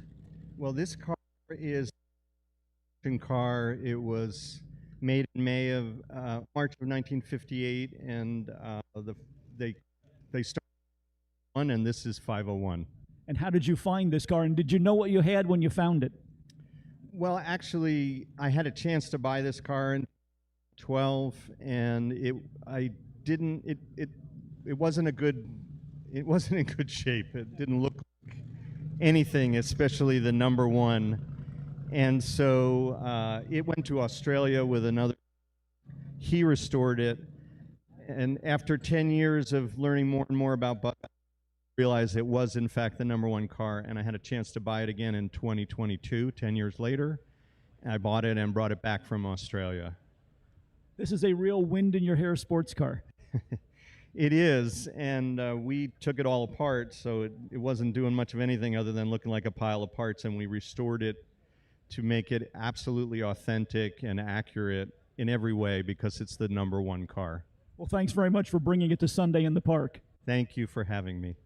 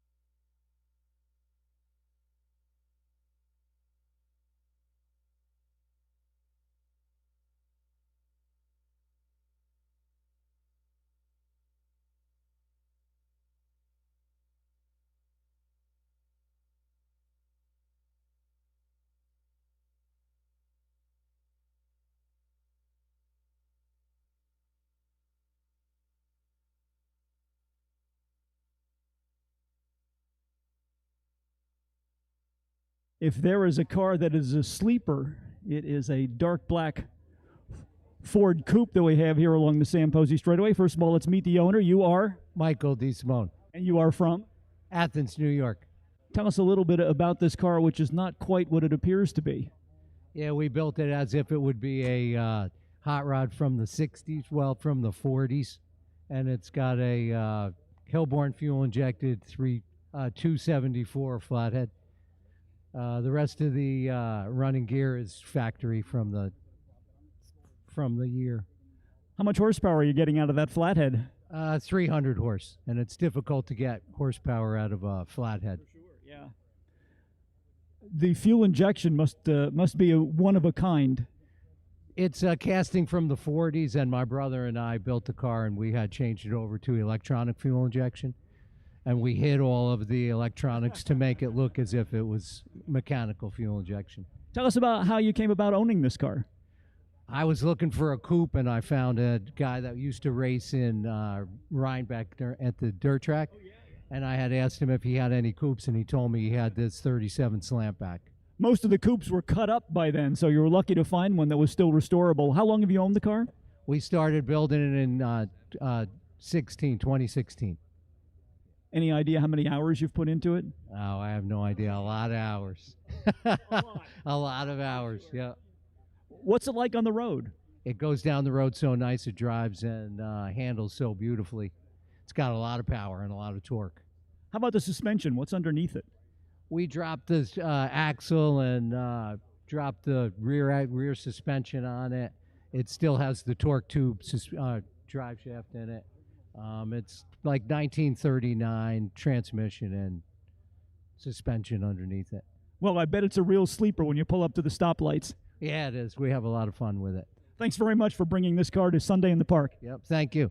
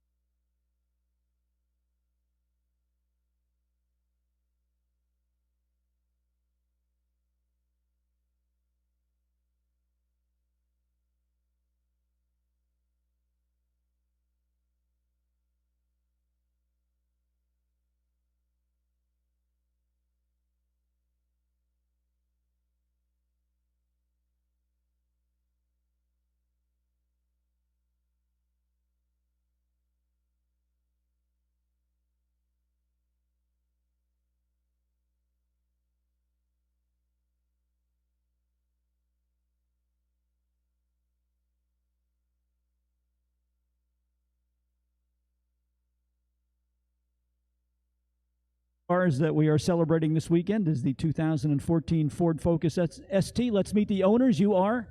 Ron Marson. And you are? Bill Marson. This sounds like a family project. It is. Tell us a little bit about the car, where it came from, and what you're doing with it. Well, right after my son graduated college, he went to the local Ford dealer and bought a Focus ST. And then if you bought a new Focus ST, Ford would let you go to their racing school in Utah, and they had a fleet of 10. And this is one of the 10 of the race cars that he learned to race a car on. When they discontinued the Focus in the States, they sold the fleet. This is number 10. What's it like to drive? It's phenomenal. It sticks to the road perfectly. It's fully caged. The chassis is stiff as anything. It goes around corners like nobody's business. It's meant to be on the track. And okay, so this is not a street-driven car? It is licensed and registered in the state of New York, so it does go on the street, but it's more happy on the track. Have you had it on the track here at Lime Rock? No, this is its first outing, and we got to maybe 20. Well, you'll have to come back for one of our Track Night in America programs and give the car a try. We've had it on the Glen. There's a local track by us, Lafayette Motorsport. We've had it on there, and we've beaten cars we shouldn't have. Any idea on the horsepower that it's putting out these days? They say 250, but we're fairly certain the car's been tuned. It's probably closer to 270-ish, and a lot of torque. That's a lot to be putting through those front wheels. Very much so. What about the tire package on the car?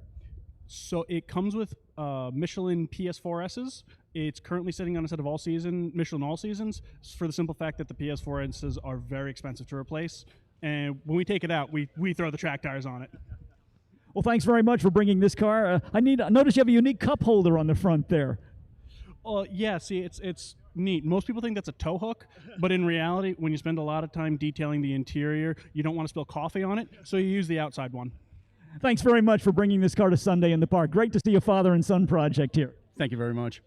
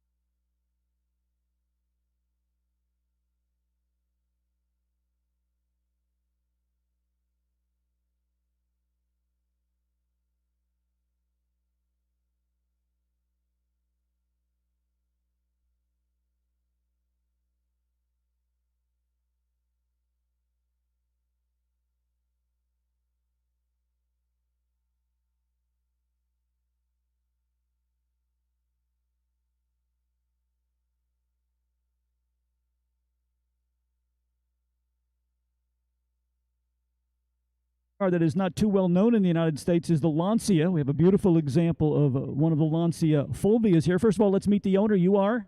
David Lewis from Armenia, New York. So you're just down the road. About 25 minutes away.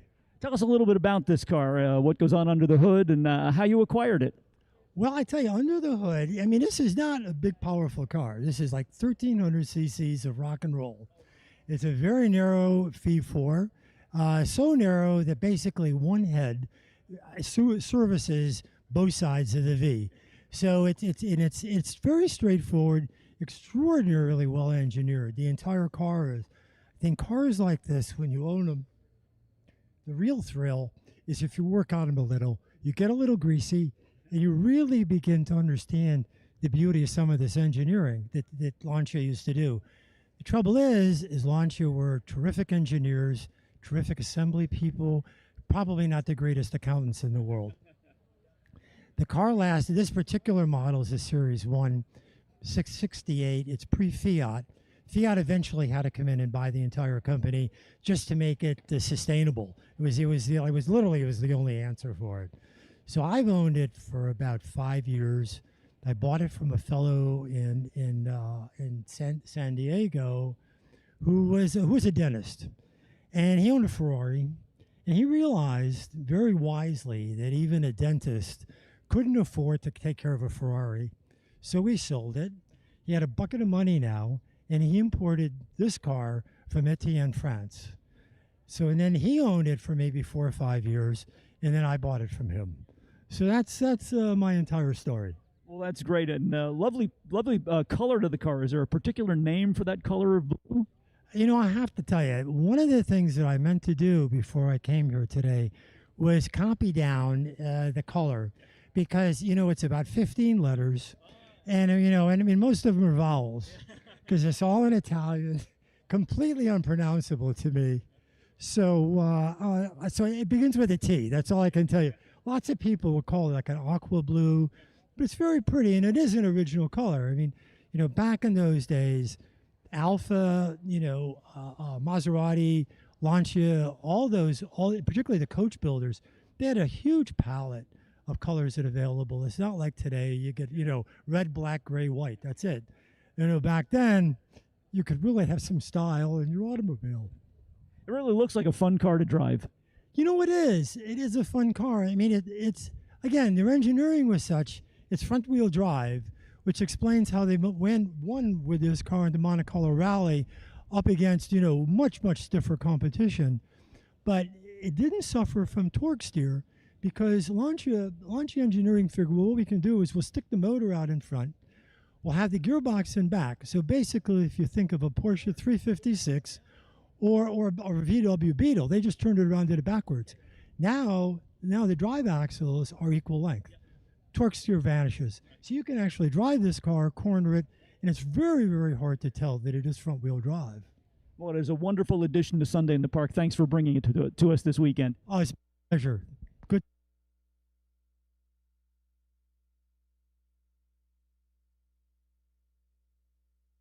Chuck Schoendorf, you are needed in the Lancia display area. Chuck Schoendorf, if you are in the vicinity of the Lancia display area, there are some folks who need to get in touch with you. So if you can make your way over here, it would be much appreciated.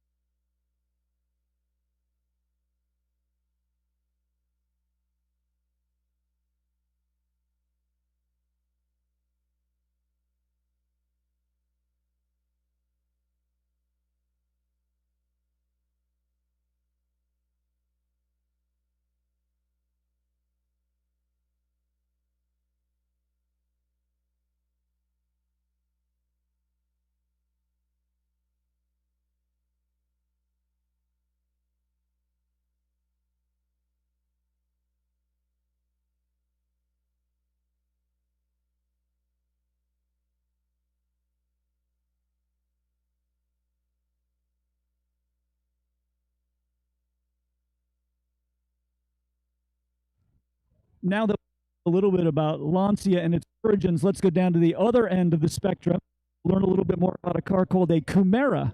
That's right. So this is the Kimera EVO38. It is a resto mod, sort of paying homage to the Lancia 037, the Group B legend. Tell us about what goes on under the hood. So this car is essentially a new car. It does use a donor car, a Lancia Scorpion, which is the U.S. market version of the Beta Monte Carlo. That was what the 037 was based on.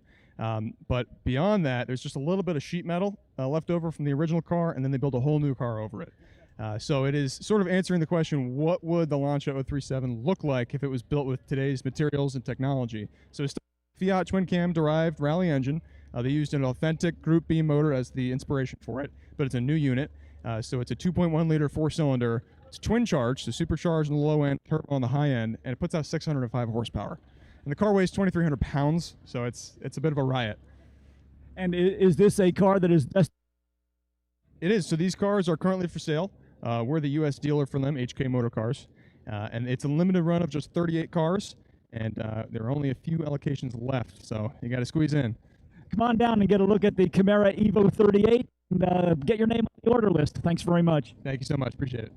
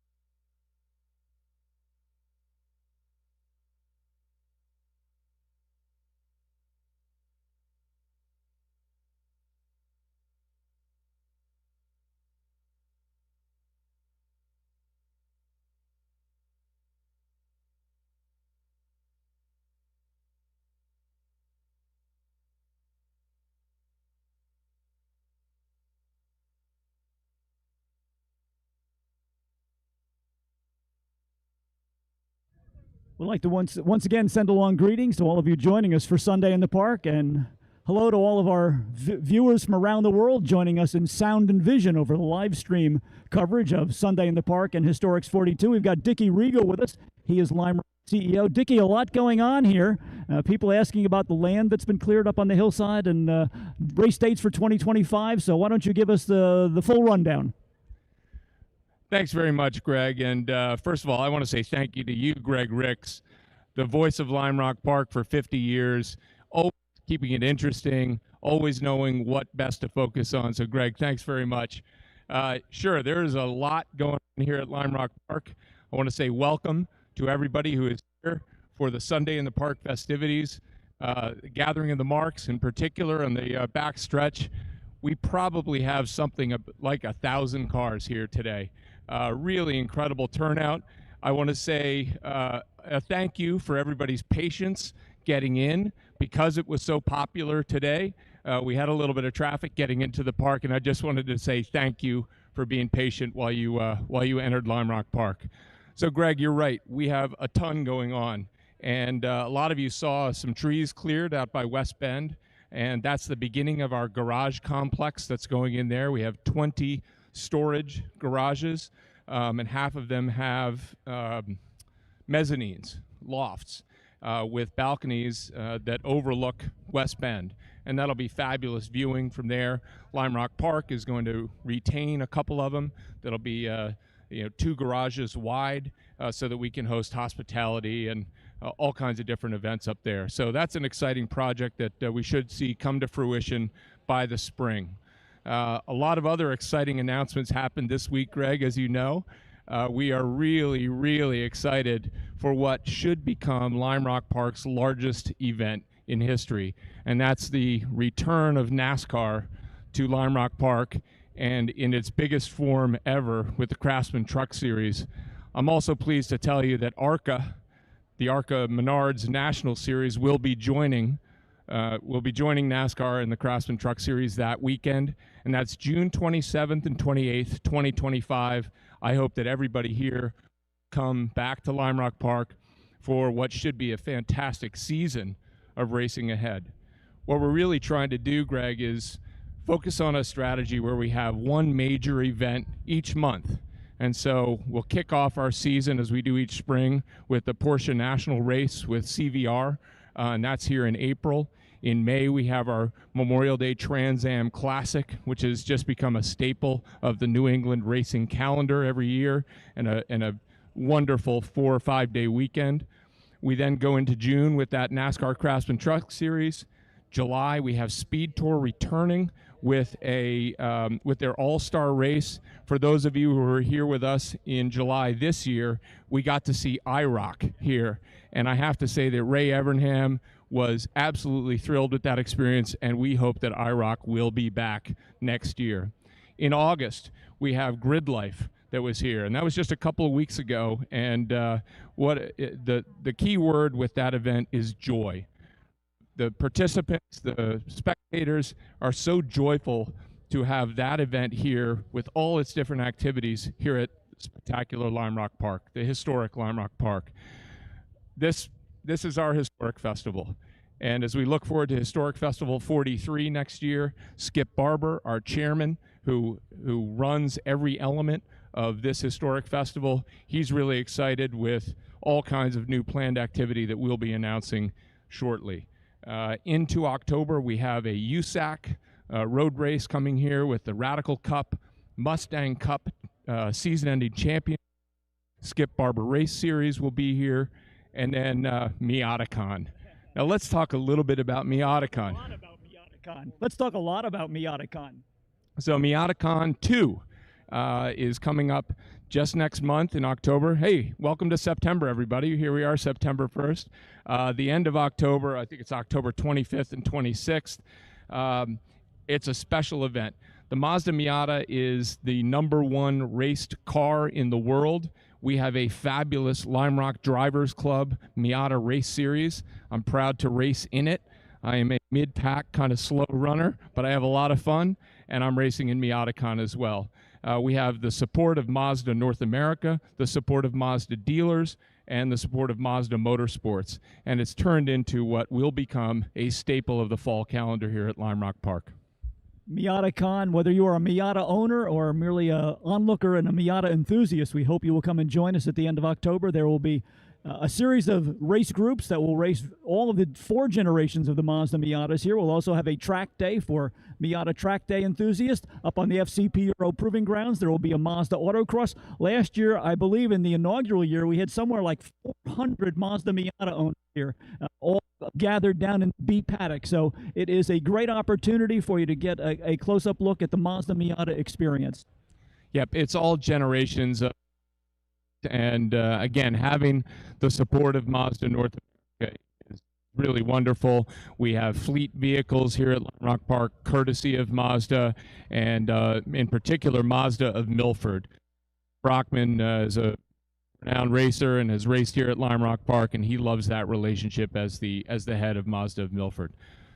So there's a lot going on. You can stay in touch with all of the news by being our friend on Facebook or go to our worldwide website, www.limerock.com. Dickie, thanks for joining us. I know you've got lots of duties coming up with our awards presentations, and we appreciate your time.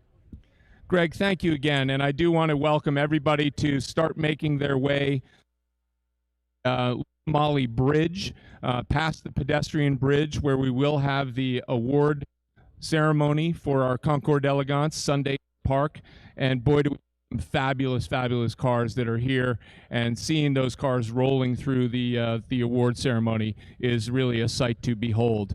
And I want to thank all the owners that brought their car participating in Sunday in the Park, including Gathering of the Marks. Thank you all for being here and being a part of what turned into what a beautiful day at Lime Rock Park. And as you're making your way down towards the Liqui-Moly Bridge, be sure to wave to the camera, which is located on the bridge support right underneath the Lime Rock sign, as we are live in sound and vision for the live stream coverage of Sunday in the Park. Thanks again for all of you joining us, and we hope that you'll come down and be part of the award ceremony.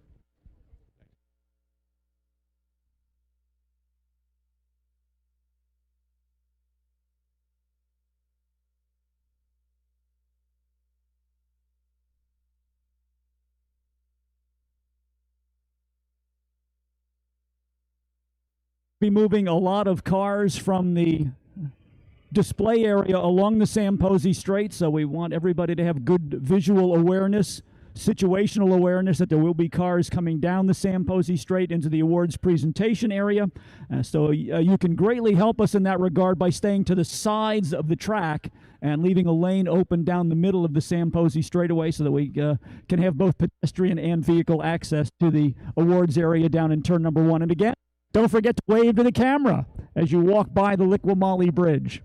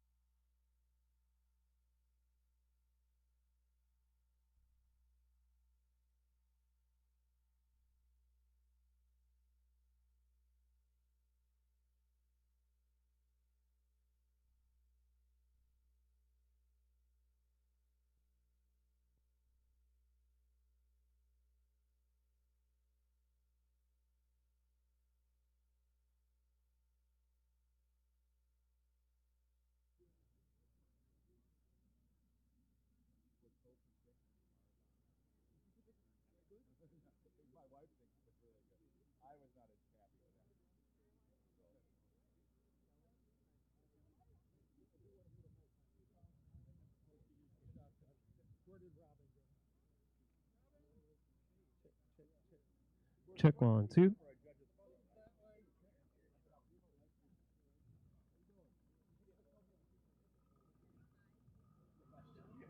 Check 3, 4.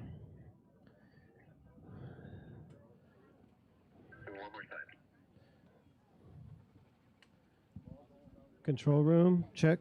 Control room, check.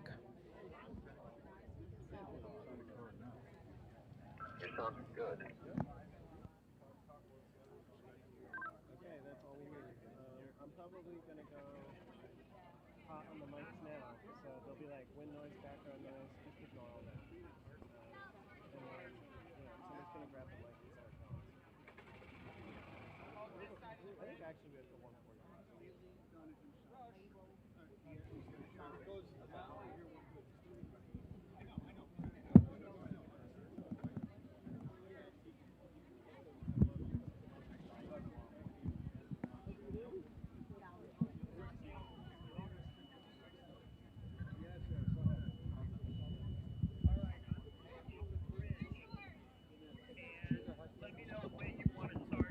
Backing up. Are you talking about our speakers?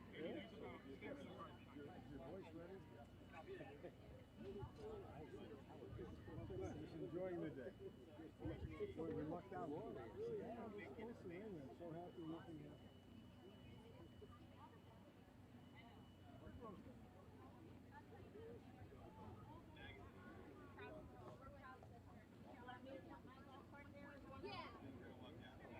Skip, did you have a chance to drive around? No.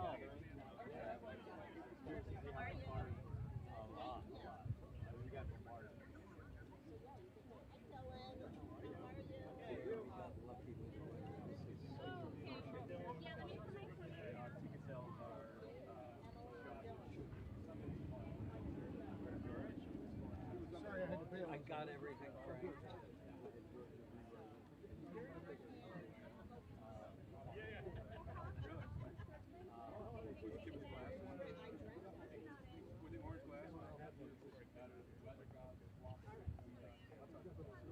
Gorgeous awards lady.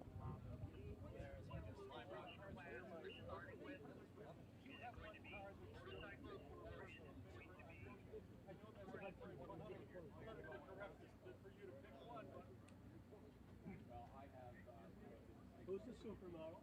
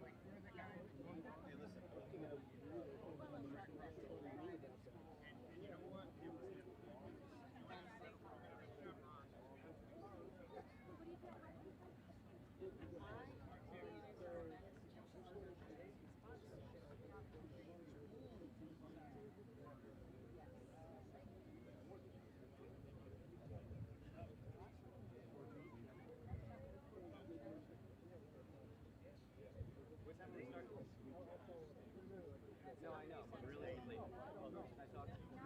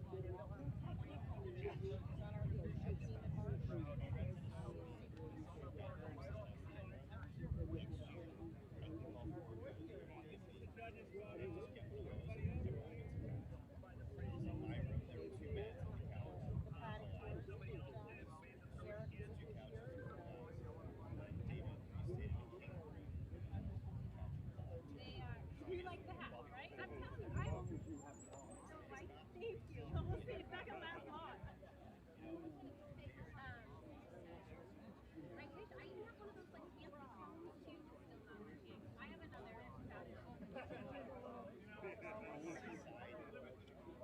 duct tape, double-sided tape, something. That's great.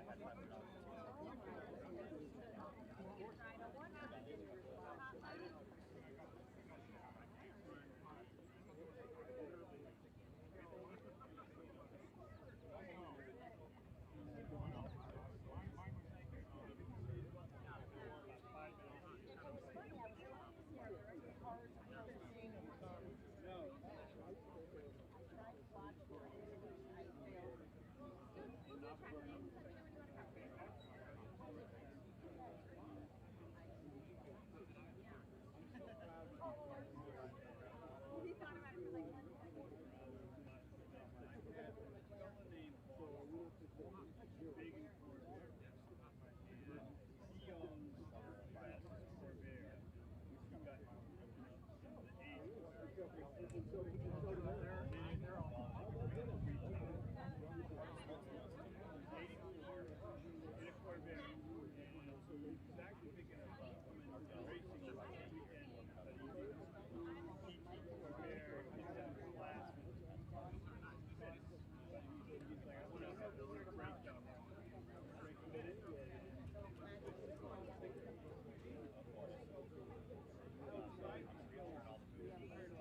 Got any Kelly B.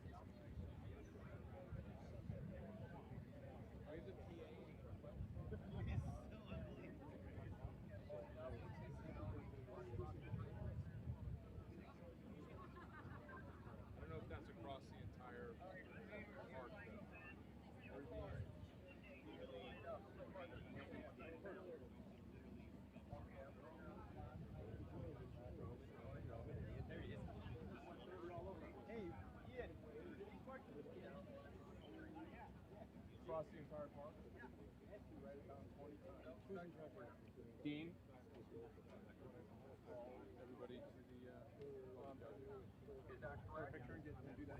No. You said you wanted to call the class host. This is it. Is it really? Right here? That's track wise. Hello, everybody. Can we please have all the class hosts go to their specific classes on the main straight? All the class hosts go to their classes to escort their best in show from their class. Get them ready. Thank you. Well, too late. Did I correct it? Correct it. Best in class? That would be best in class. Class hosts, please go to your classes to escort best in class. Thank you.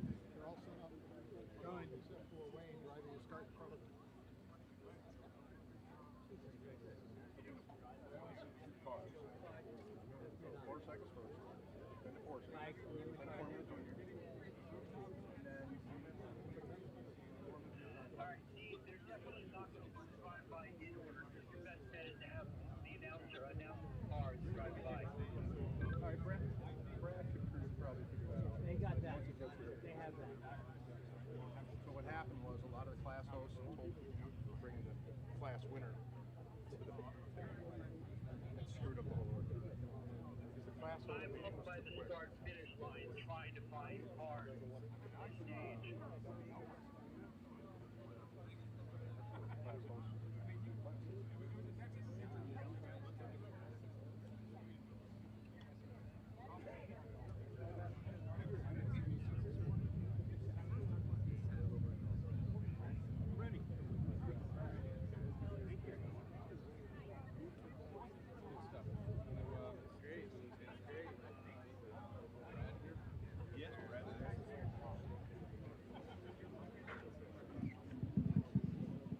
Perfect.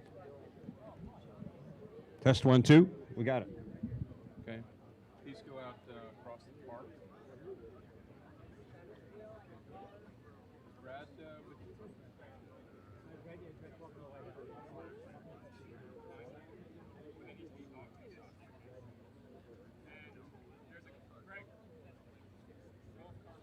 So, is anybody kicking this off, or am I kicking it off? No. And then I'll introduce Wayne Freeney and Brad Phillips. Yeah. So Greg. This much space for pulling a photo. So if we have people who aren't going to be in the photo either behind here or that way a bit. We can national anthem. I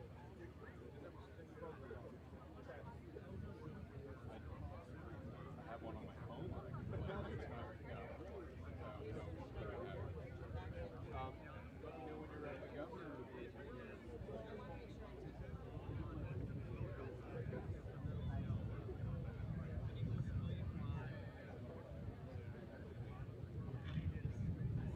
So why don't we have judges with blazers on this line here?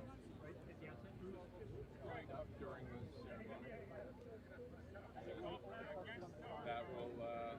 That would look sharp. Judges. No, Amy, that needs to move. Judges. Judges. Let me see your judges. Both judges. It's going to be a line of judges.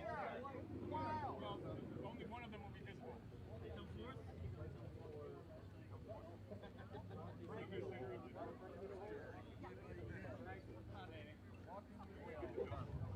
Along the line would be great. Tall guys in front.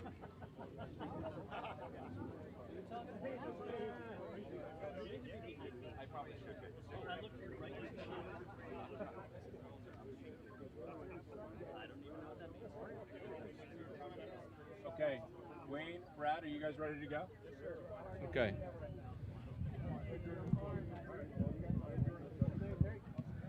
Good afternoon again, ladies and gentlemen, and welcome again to Lime Rock Park for our 42nd annual historic festival.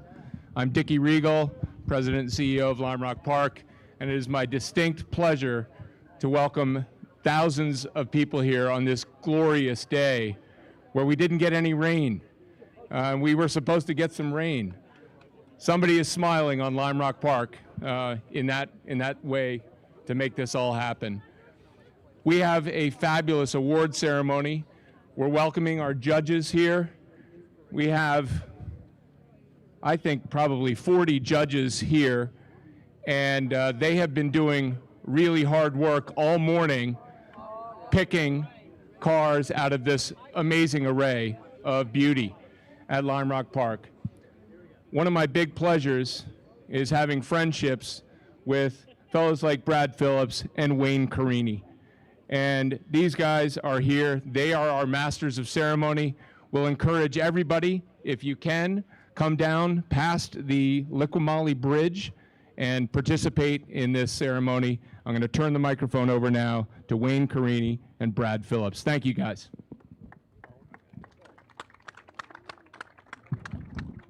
Thank you, Dickie. You know, Dickie, come on out here for a second. I've known Dickie since he was this tall. Now, I've shrunk, but he's grown a lot. Dickie's a great guy. Thank you. Thank you. All right, Wayne, you ready to talk about some cars? We're going to see a little parade first. We're going to call them out as they come by, name, rank, serial number, talk a little bit about each one, and then we're going to have some other special awards coming. We're going to have a great day. How about it? These are our class winners. Is that correct? That's correct. Yeah, so class winners are going to drive by or get to see the cars, and we're going to see if we can announce them in order. We'll see how that works. Yeah, we've got some fun. Of course, the best laid plans of mice and men. We've got it all printed out in front of us, and then the order is completely different from these sheets. And I hope the wind picks up because it's really fun when it just scatters them all down to turn one. So we'll just see how it all goes. I hope everybody's had a great day today. Best day ever at Lime Rock, right? Brad, have you seen all the people that are here today? It's amazing how many people are here. We've been here since about 5:30 this morning, and it has been such an incredible transformation between stone cold track and a little bit of fog and watching deer around the edges to what we see here today, which is just nothing but the best cars you could see anywhere brought here by the best people. So we had an unbelievable show down the straightaway, but gathering at Marks today was unbelievable. I mean, so many people, so many great cars. It's so nice to see everybody out and enjoying the good weather. You know, this is New England, and this is about to all turn to beautiful colors, and then the snow's about to come. So enjoy today. Yeah, rolling by in the golf carts, there were a lot of cars out in the club areas that could have easily been here as part of the concours. So people took a lot of pride in bringing out things for everybody to look at today. That's right. Well, we're just waiting for the first car to come up. I assume there's a motorcycle coming first. A motorcycle? Well, that's a good heads up. I certainly appreciate that. That's going to be Class MX. MX, okay. And what's our MX motorcycle? First place award? Our first place award is, let's see here, Wojciech Kasparuk in a 1939 BMW R2 Super Special. You're going to see this. It's got some cool nameplates on it, I believe. Shows it's been there. It's been a lot of fun things. Not an electric start, as you can see. It did start, though. That's good. Little kick. You've been around a lot of vintage motorcycles. It takes some effort sometimes, doesn't it? It does. I'm glad I'm not the guy doing that. Here he comes. So these guys are just going to cruise by. You'll get to see the bike here. Thank you very much for bringing it. We love it. Not exactly the motorcycle cannonball up the straight. All right, next up is this Stephen Harris. I believe Stephen Harris in the 964 Carrera RS Lightweight. Stephen, thank you for coming. Fantastic. Stephen Harris was our honored collector a couple of years ago. Really fabulous collection of Porsches Stephen's got. This is one of my favorites of the show. I have to admit, personally, Shark this is nose. the Under Pressure, and a lot of people wouldn't guess that's a supercharged car, but it is. Graham Dennis Shark nose. Look at that. Cusack, 1939 Graham Model 97 supercharged combination coupe. Our friend Chuck Schoendorf. Chuck, great car. Great car. He's got a couple of these in here. What class is he in? He's got This is a very cool car, Natalia, and this was a Ford-powered car, really fabulous. Frank Reisner and his wife designed and made these cars. Great car. Thanks for bringing it. Keep going. That's a 69. Got a 302 in it. 302 Ford. Warren Cedron. Ah, we got some Mustang action coming up. Nice Mustang. Thanks for bringing your car. Yeah. Love those GTs. And it's a Tasca Ford. Look at that. Tasca Ford out of Providence, Rhode Island. This is a cool hot rod. Love it. Love it. Thanks for bringing your car. Here comes the hot rod class. Fuzz is his license plate. I like that. This is a really cool car. This surprised us both, I think. Absolutely. This is the Holman Moody Challenger, Howard Kroplik, 1962. This is a really special race car. I think Falcon Brad, from the front and Party in the back. I think that they made 4 of those. Wow. A very cool car. Got a nice BMW. Yep, fantastic BMW here. Thank you for bringing your BMW. Everyone loves the E9. Great looking body on those, huh? Another Mustang, great Mustang, just a GT350, 1966. Love your car. Richard Klein has brought this, as you said, a 66. You can tell a 66 because it has a plexiglass side glass in the back here. 65's had the louvers. That's the first thing to look for. Thanks for bringing it. What a great car. A little quieter than the 65s with the side exhaust. Ah, Lagunda. I love this car. Yeah, this is Rowena Gill, 1939 Lagonda. That is a 12-cylinder car, pre-war European. Congratulations. Really awesome. Great car for rallying. Anything with a 12 or a 16 I'm on board with. Look at this nice Ford pickup truck. Beautiful. You got a 34 Ford pickup truck? I think it's a 34 or a 36. 36 Ford. Yeah. Here comes a Challenger RT. All right. Thank you for bringing it. Beautiful car. It's got the 440. That one's got a fantastic. Love that shaker hood scoop. Yep. Another customized Mustang. Thank you. He's got a 450 horsepower motor in that thing. That goes. Aston Martin. Lovely DB2. DB2, beautiful convertible. Thank you very much. Thank you very much. And this is a great car. So this is a Lotus Elite, and it's got racing history right here at Lime Rock. This is a great car. Scott Davis brought this for us. Thank you, Scott. Beautiful. Thank you. Beautiful little car.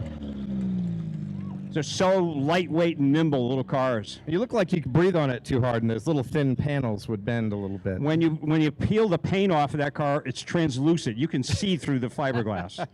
It's that thin. Well, we've either got a gap or we've finished up our first set of winners there in class.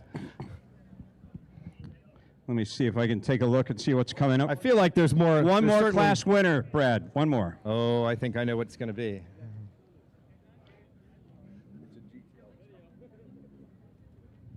Yeah. That's the brands, right? You said the GT4. How soon is he coming? Yeah, we missed it. Just hang in with us. We're going to be bringing you many, many more cars. That's the magic of these things. We've got all these class hosts and people trying to get everybody lined up in just the perfect way, and you get it close. And that's a good day when you get it close. I hope it's something loud. I like when something loud goes by, Wayne. There he is. Look at hey. Scooter division. That is a stolen Lime scooter, 2018, I believe. Oh, wait a minute. The battery's running out. Okay, we got a Pontiac GTO coming, I think That's got to be a Pontiac GTO. Yeah. Wonder if That's it's got the tiger tail sticking out of the gas cap. Paul Menon with a 67 GTO, post-war American. That is a really, really pretty car. All right. Very nice. Thank you. No burnouts, sir. No burnouts. It's hard for him to restrain himself. We all set now?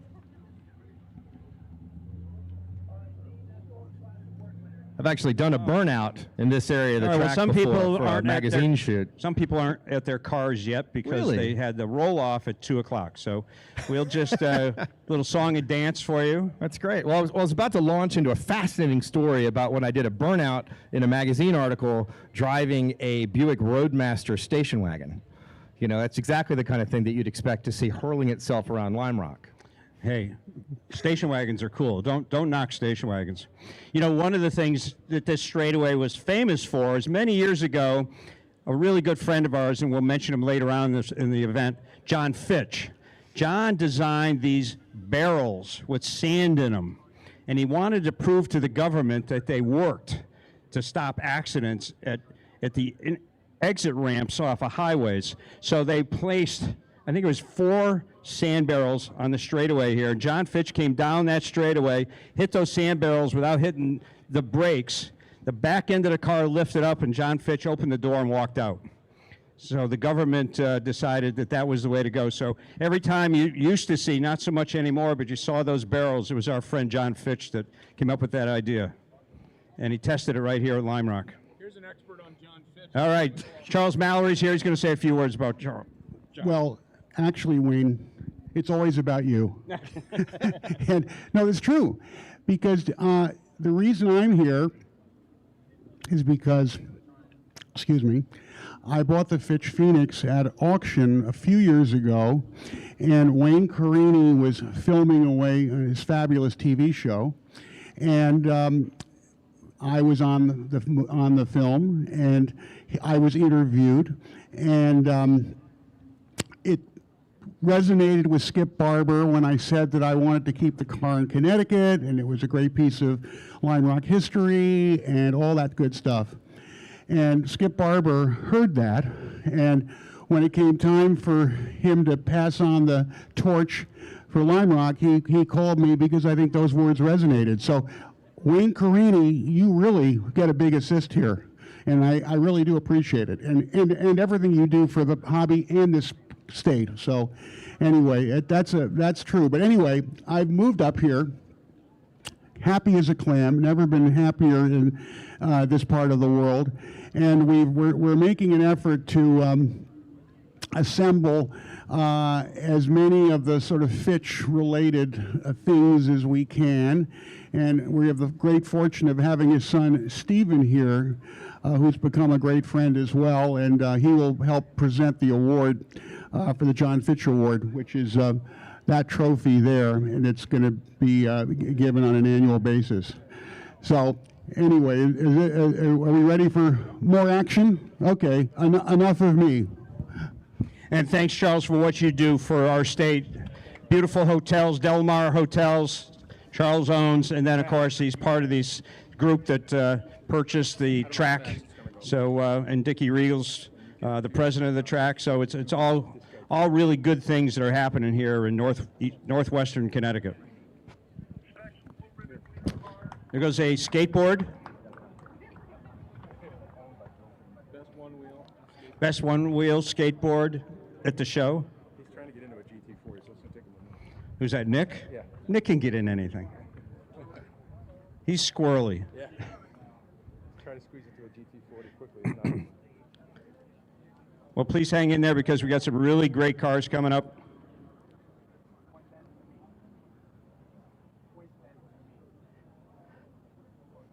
What are you doing over there, Brad? Well, Wayne, what we do here is when people say little instructions and say, hey, don't say that, say this. Do you want to write it down? I usually say, Okay. yeah. Okay. I usually do that. I don't have to do that. I just wing it. This is a beautiful day. It's beautiful. I mean, you know, the skies have opened up and sunshine is pouring down instead of rain. So we had some fun this morning coming over, and we had to go extract some cars from trailers. We did. And I got to be behind you, and you were driving a very special Cobra that's got a very special engine in it. You were helping a friend come and get it placed. Can you tell me a little bit about what it's like to have a camera motor under your right foot? So yeah, that's a camera motor. It's in an ERA Cobra, actually. And Peter Portante that owns ERA talked me into coming over and looking at that car one day, and then he opened the hood and I bought it. So it's 626 horsepower in a little lightweight Cobra. Pretty spectacular little car. So looks like we got some people coming up, some cars coming up now. We're getting waves. We can hear an engine. Do we? Is Is that a Sensuale coming? No, it's not? Ford GT. Oh, the Ford GT's coming. Ford All GT. right. This is a good way to start the event. This is of course, Ford was one of the marks. Yeah. And what better with a Ford GT? Nick Soprano, 67 Ford GT40 Mark II. That is a lot of history right there. Nick's been a very busy guy this weekend. Is this what it would be like gritting at Le Mans?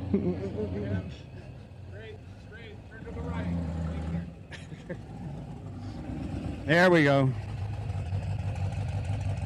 Beautiful. We're going to give him a trophy. This is the Turtle Award, Turtle Invitational.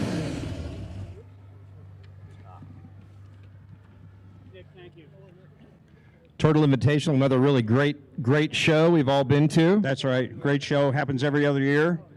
And it is a turtle is the award. Congratulations, Nick. It's not an indicator of your driving style, we promise. Remember, Nuvolari wore this on his sweatshirt. That's right. Nuvolari. That's right. Well, take that home and put it in some water. It doesn't eat much, so you'll be okay. Thanks, Nick. Nick, face the camera.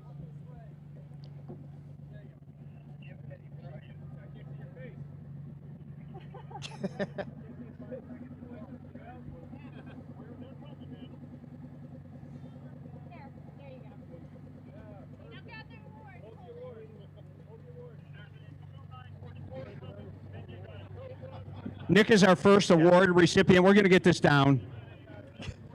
Well, what's fun is this was a class award winner as well as a special award winner. So it was even more pages to flip through. But we got it all locked in. I see the lineup coming up behind it. Makes all the sense in the world. We're going to get her done.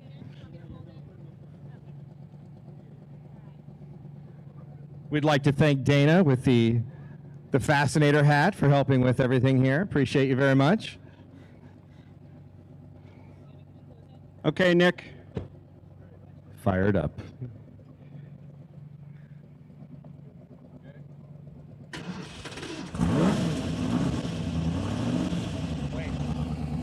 That's great. This is great. Next up, we've got our Dream Ride Award. RJ Carey in the 2025 Touring Superleggera Veloce 12. This is so for those of you that don't know, Dream Ride is an unbelievable experience. Just happened last weekend at the Farmington Polo Grounds. Dream Ride is where we help Special Olympians from all over the world come and enjoy and make them the stars of the weekend. And Dee Casano, who's here, giving the award, and it's really great charity. Everybody, if you're not doing anything next year about this time, make sure you check out Dream Ride. Yeah, if a Ferrari 550 wasn't wild enough for you. Yeah, I think I saw this at Pebble Beach last week, or a week before. Yeah. Very, very limited production. Really exciting to have This is a it here. very cool car. So we've got a Studebaker pickup truck. Yeah, this is the Sports Car Market Award. Mark Hurwitz has brought this 38 Studebaker pickup, and it is such a cool color. And, you look at this thing from the front, it looks like a sedan. Then the more it grows into your view, you realize it's actually a pickup. It's beautiful. So, Mark, they were basically making these out of Commodores, were they? They were cars. This was predating the El Camino and the Ranchero by 20 years. Well, it really looks spectacular. And, of course, I like Studebakers. I saw my friend Bobby Belling checking this out earlier. He's Mr. Studebaker. So thanks for bringing it. It's a great award. And I love a yellow with the white walls. Looks good. The whole thing just sets off so nice on a day like today. Doesn't look like any cow maneuver's been in the back there.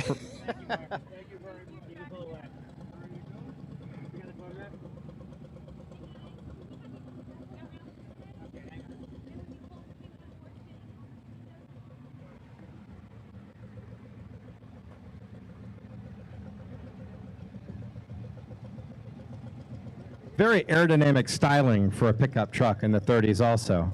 And the headlights and the fenders. These headlights are nice so pointed spectacular. grill. Oh, we like to use those in hot rods. We don't want to tell Studebaker guys we're using them, though. All right, take care. Now, talk about headlights. Yeah. All right, coming This up car's now, we've got it all the going on. NBT Bank Award, Howard Kroplick and his 1948 Tucker. Like we really had to tell many people in the crowd what this car is. These are so distinctive and iconic. Awesome. And we have Preston Tucker's grandsons in the front seat of the car, driving the car.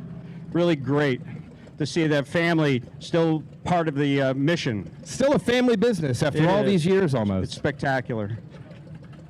This is one of the coolest cars. Of course, it's got 3 headlights. We love that. And then if you look in the back, one of the greatest things about this car is all these tailpipes coming out the back.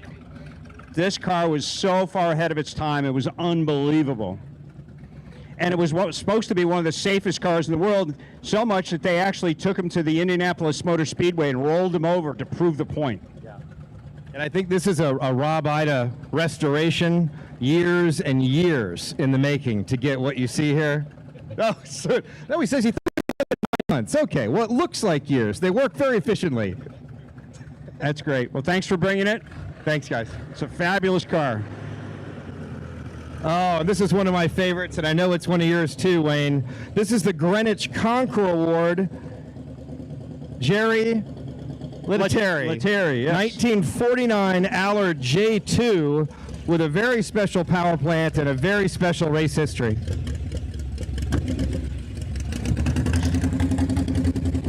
So this car has Arden heads on it. It's a flathead Ford. And this car was raced at Watkins Glen by Art Zort Duntoff.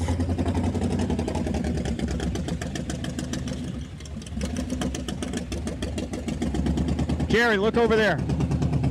Jerry, look over there.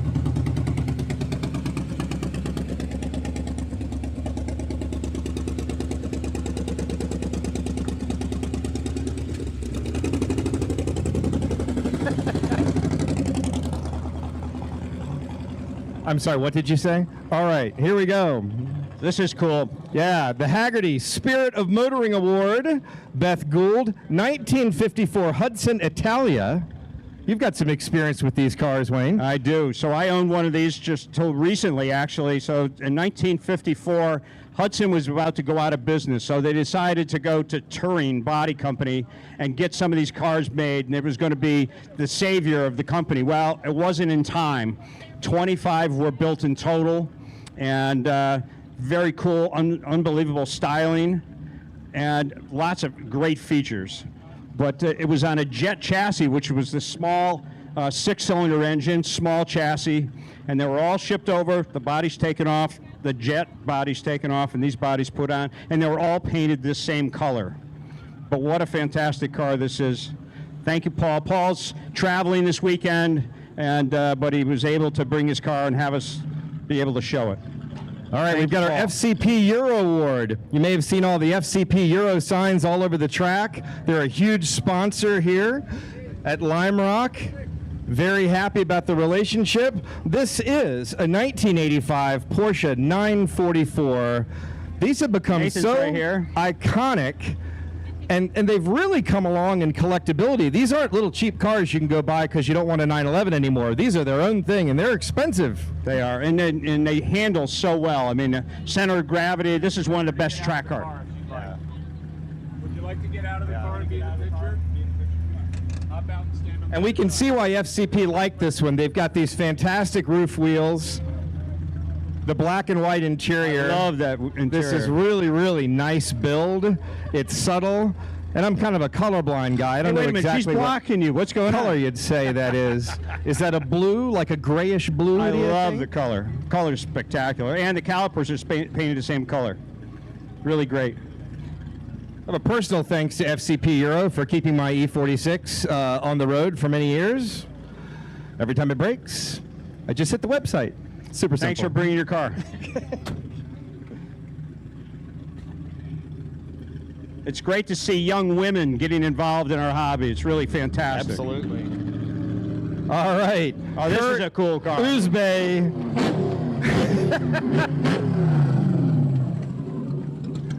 Nice job, Kurt. We were hoping you'd do that. This is Skip's Concours Special Award. Obviously, the 63 AC Shelby Cobra Le Mans CSX 2156. This is history. This is a very, very special car. These were built specifically to race at Le Mans. And the slab side or the body side, these flares were made because they had to look down, aerial shot, and make sure that there was no more than 20% of the tire sticking out of the side of the car. So they were able to flare those fenders. And this trunk is only on, I believe it's 6 of these. There were 6 made. And this was the boot. And at Le Mans, if you had a car in the race, you had to fit a suitcase in there. That was the key to the whole thing. You had to be able to hold a suitcase because these were supposed to be street cars out on the track. But fantastic car with great history. Skip, great choice, man. I'm going to give you the mic. Not only great history, but a real history at Lime Rock. This has been a regular here for years.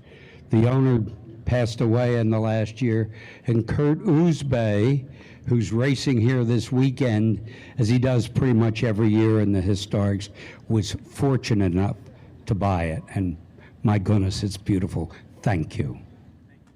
See ya. That really is great to note because this car, it's so much history, and it was out here racing wheel to wheel with everybody else out here and really showing everybody what these cars were built to do. And we appreciate that living history so much. Get the beautiful lady to stand next to the car, too.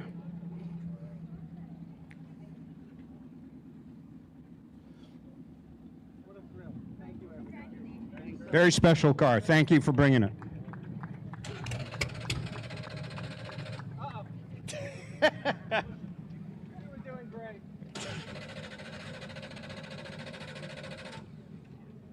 Open the throttle. It's just building anticipation, people.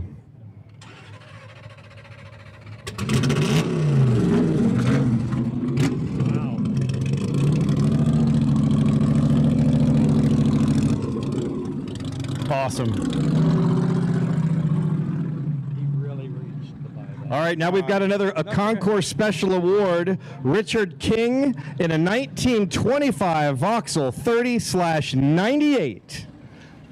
These are such cool cars. The hood, especially where it blends in with the radiator shell, just so cool. And these cars were competing against, Bentleys of the time, and they were very, very competitive. Beautiful restoration. Richard has an unbelievable collection of fabulous pre-war cars, and this is a great car. Thank you, Richard, for bringing it here today. You compare this against the Bentleys. The Bentleys are big and brutish, and they look like they weigh 9,000 pounds. This has like a litheness to it, a delicacy, and it really seems like it would handle really fantastically around a mountain road. Thank you for bringing it. It's a beautiful car.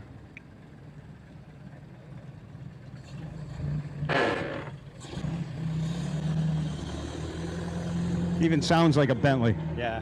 All right, coming up, we've got another Concours Special Award. Jay Miller in this incredible 1909 Rolls-Royce 40/50 Silver Ghost. These have such incredible presence. Look at the shine. Everything on this car is pure artwork. It is absolutely incredible. Ghosts were such unbelievable cars. And of course, Rolls-Royce being here in Connecticut and in Massachusetts was an unbelievable thing that happened back in this era. But a Ghost is like no other. What I also love is the ghost community. I've done a couple of tours with these guys, and they drive them like hell all day, and then they zip up and they get underneath them and they're greasing everything and taking them apart. This is a big party you guys have going on in these things. We love it. And they were fast and capable and way ahead of their time mechanically. Folks, my name is Skip Barber, and I'm supposed to be a sports car or racing car guy. And I went out this morning looking for a racing car to pick for an award, and there was a crowd around this big barge. And I stopped and took a look at it. As they said, this is a 2009 Rolls-Royce. It's driven every day. It runs in rallies. It is the most beautifully detailed car I think I've ever seen. Thank you, thank you. You're from Little Compton, right? Yes. Thank you, thank you. I'm going to say Ross Fine. In a what? Is it 66 or 7 or what is that? Let's ask him on his way in.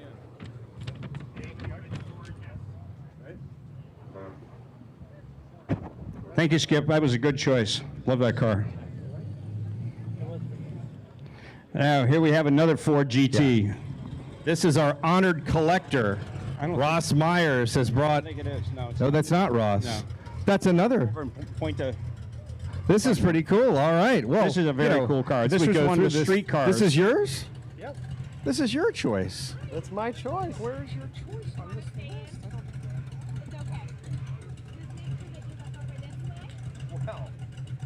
This is the Autodromo Award. Bradley Price is a dear friend of mine, and somehow our printer took him off our sheet. That wasn't very nice.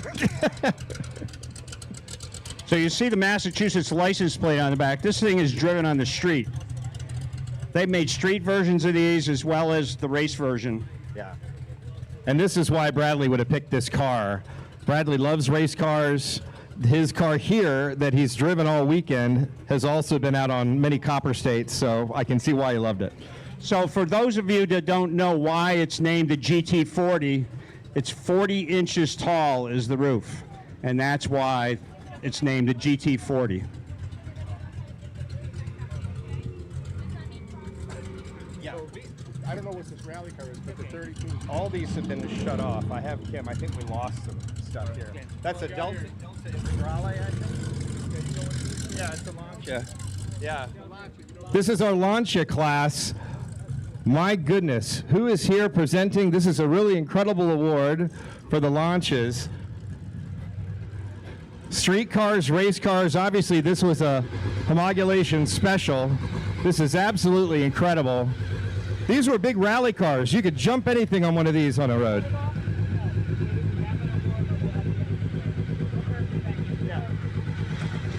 So for those of you that have seen rallying on TV, this is what they started with. This was an unbelievable rally car. They'd be going through the force. This is the Marsh 100 Award. miles an hour.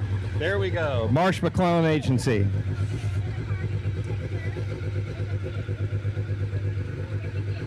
We'll do all our photos and stuff. Yeah.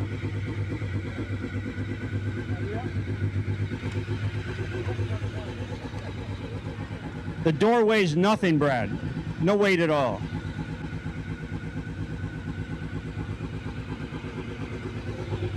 Yeah, weighs nothing, right?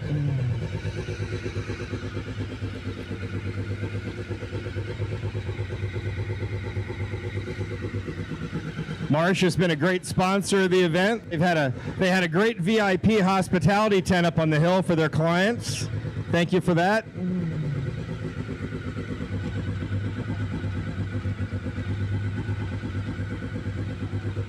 Try to jump something on your way out, okay? Just jump.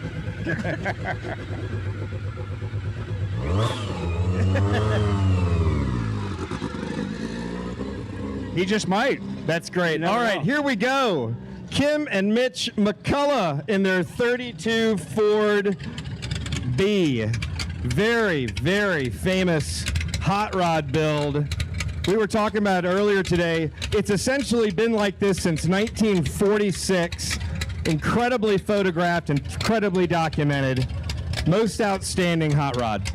So this was raced at Bonneville, many other tracks across the country. They found the car and they brought it back just like it was when it raced at Bonneville. Fabulous car. So this has got a flathead Ford in it. Usually we see 2 Strombergs. This has 4 Stromberg carburetors on it. Yeah, keeping that tuned is an art form. And they have a lot of fun. They go and they run all these, race a gentleman things and go on the beaches. They've got a great car collection, and their favorite thing is to share it with everybody. Thank you for being here. Congratulations. You'll see the 2-speed rear end in the back, so they could change the gears quickly. Yeah. So here we go. Rossmeyer. This is our honored collector. He has brought, 16 cars to show everybody over the weekend? And we've got an AC Cobra.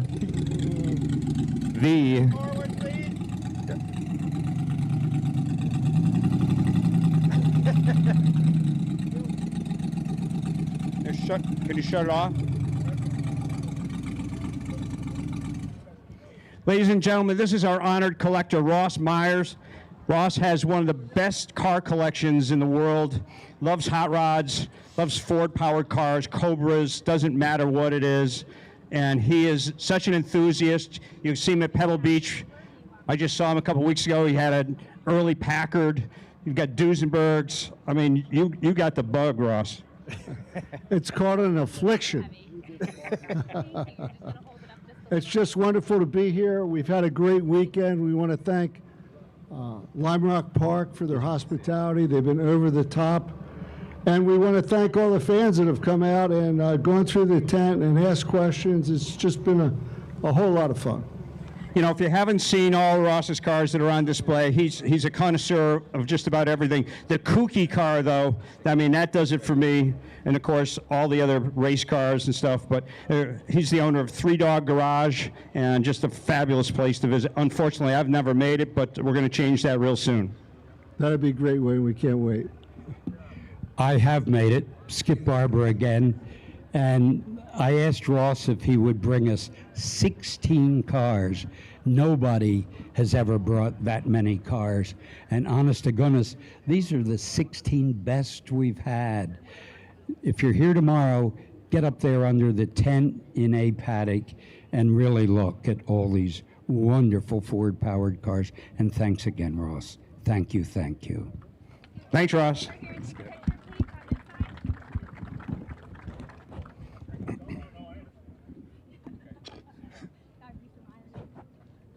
You're going to take your picture over there, Ross. And look at the detail on this. These Blue Streak Racing tires, original, everything perfect here.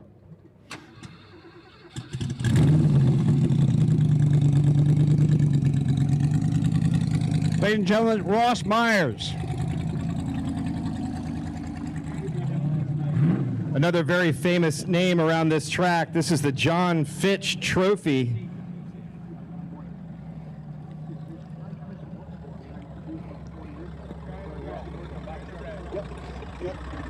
So this is owned by Joel Friedman, 1914 Mercer 35J runabout. Unbelievable. So Brad, if you were to take all the other cars and I had to go home with just one, this would be it. This is the most fabulous car, and Charles Mallory is going to give the award. I know. Wayne couldn't have said it any better. This is the real deal. Probably America's greatest race car of all time from the ground up. I know there are a lot of people who take exception to that, but no one would say this is not in the top 2 or 3 as an important car. I owned one many years ago, which was not the real deal because many of them have been sort of faked. This car has a fantastic history. It was owned by Peter Helk, who lived in Millerton, New York, was the Dean of American Automotive Artists, and really brought automotive art to its level. He also owned old number 16, the famous Locomobile. So doesn't get any better than this in terms of authenticity and in terms of importance. It also, you know, the award for the John Fitch Award is for car and driver / entrant, and this also checked a lot of boxes. The owner of this car, Joe Freeman, is a gift to the automotive publishing world, and David Greenlees from West Brattleboro, Vermont, don't go to Brattleboro, go to West Brattleboro, is probably the foremost expert in keeping old race cars, really old race cars, on the road. And it's a real treat to have him here, and to have, and it's too bad Joe's not here, but this is a really well-deserved award. And Stephen Fitch, who's on my right, is going to come here, and you can make the actual presentation. This is John Fitch's oldest son, who's a fantastic guy, become a great friend of ours. And the award is a replica of the 1955 Mille Miglia. Yeah, you can just take it out. That's the car that John Fitch drove to 5th place overall in the 1955 Mille Miglia, arguably the greatest drive ever done by anyone. You know, Sterling Moss's win was really in a full race car was. A lot of people say that was the greatest drive, but you could say that John Fitch's drive in the street going was even better. So really well deserved, and great pleasure to have this car. And you here, David. Yeah. Oh yeah. And by the way, your names will be on the perpetual trophy, which is way too long a story for me to get into now. Again, and it's going to be, I think, a distinguished list before it's all said and done. And you're going to make it. You've made it even more distinguished. So thank you very much. You want to say something about your dad? You all set? Thanks for being here. Good to see you again. I just think of how amazing it is that this car, 100 miles an hour? I mean, yeah. I mean, and you're exposed to everything going. You know, when you drive a car like this, you really have no idea what the thrill is. You know, there's cars that go 200 miles an hour, but going 100 miles an hour in a car like this is like no other feeling. You're hanging on for dear life. You don't know if the wheel's going to fly off at the next corner. I mean, it's back when racers were brave men, just hanging on for dear life. They didn't want to be in the car, no seatbelts. When that car went over, you wanted to get away from it. So that was one of the biggest things, but this is a great piece of history. Would Thank this you have very had much. a riding mechanic in it also in this era of racing? Would the mechanic would have been going Mechanic, with right? you around the track? Wow. He wasn't just a mechanic, he was the rear view mirror too, because there's no mirrors on these cars until the Wasp came in Indianapolis, but you were able to see your competitors coming up on you.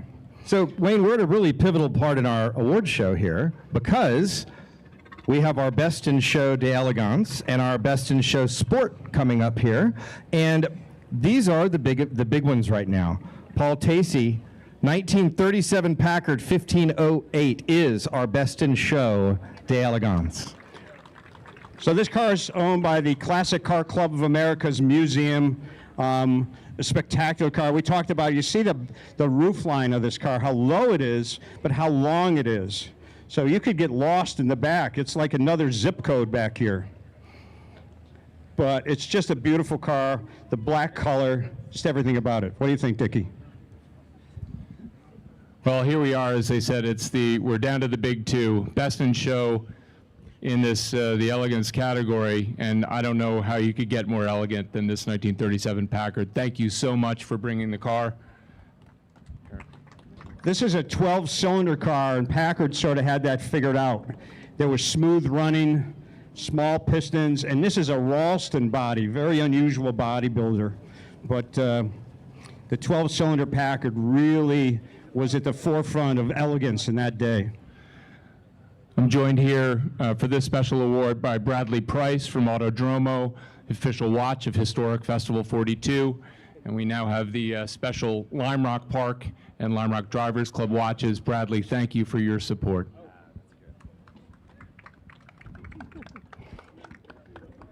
Well-deserving, beautiful Packard. Packard silently glides away. And then we have Dichotomy this to what we sport. have here. Yes. Best in Show Sport, Lawrence Oriana, 1950 Ferrari 166mm.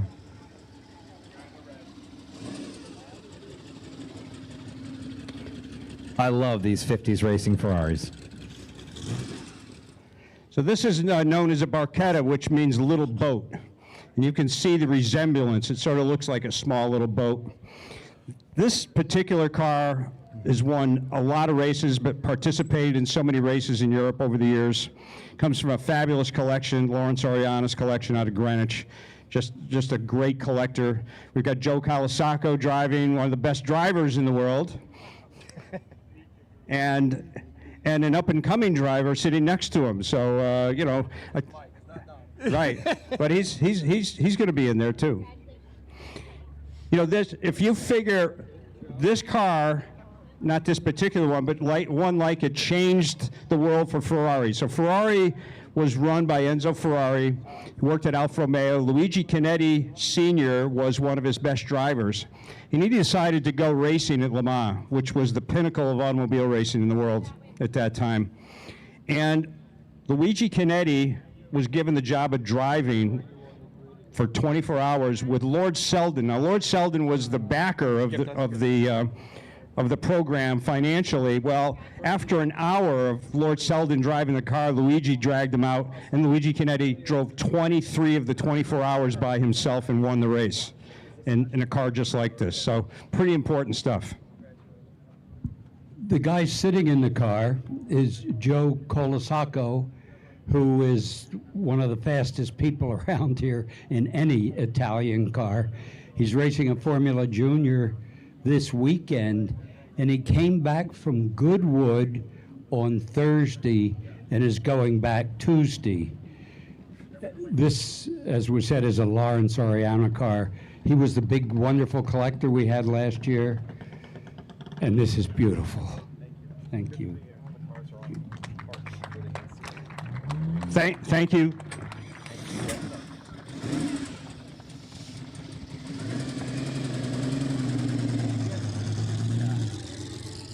To think of a car that era racing 24 hours in a row, and the key was not breaking down, and having Luigi Chinetti drive that car for 23 of the 24 hours, it boggles my mind still today. So you're going to be able to see all the winners over here, be able to go up and talk to the people that own the cars, and take some photographs. It's been fantastic that you guys hung in there and watched the ceremony. Dickie, would you like to say a few words? Yeah. So as that concludes our, is that working?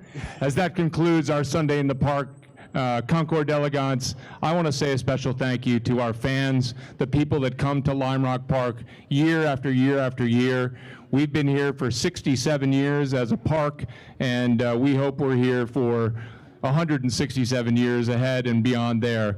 Lime Rock Park is nothing without you, the people that support everything that we do here, and I can't thank you enough on behalf of all the employees and the staff, Lime Rock Park, all our vendors. Thank you so much for being here. Thank you, Wayne. Thank you, Brad, for adding all of your color and your perspective on all these beautiful cars. Thank you to all our judges. See these guys over here? They did some hard work today. And a special thanks, final encouragement. We have one more day tomorrow, Monday, that caps off the Lime Rock Park Historic Festival 42. I hope all of you will be here for our 9 different classes of racing. It starts at 9 o'clock in the morning, and we're going to have a wonderful day. It's supposed to be spectacular weather, so come back and enjoy a great day here at Lime Rock Park tomorrow. Thank you, thank you, thank you. Awesome. All right, Brad, this is it. Until next year. Goodbye. Goodbye. Thank you, sir. Thank you, sir. Very much.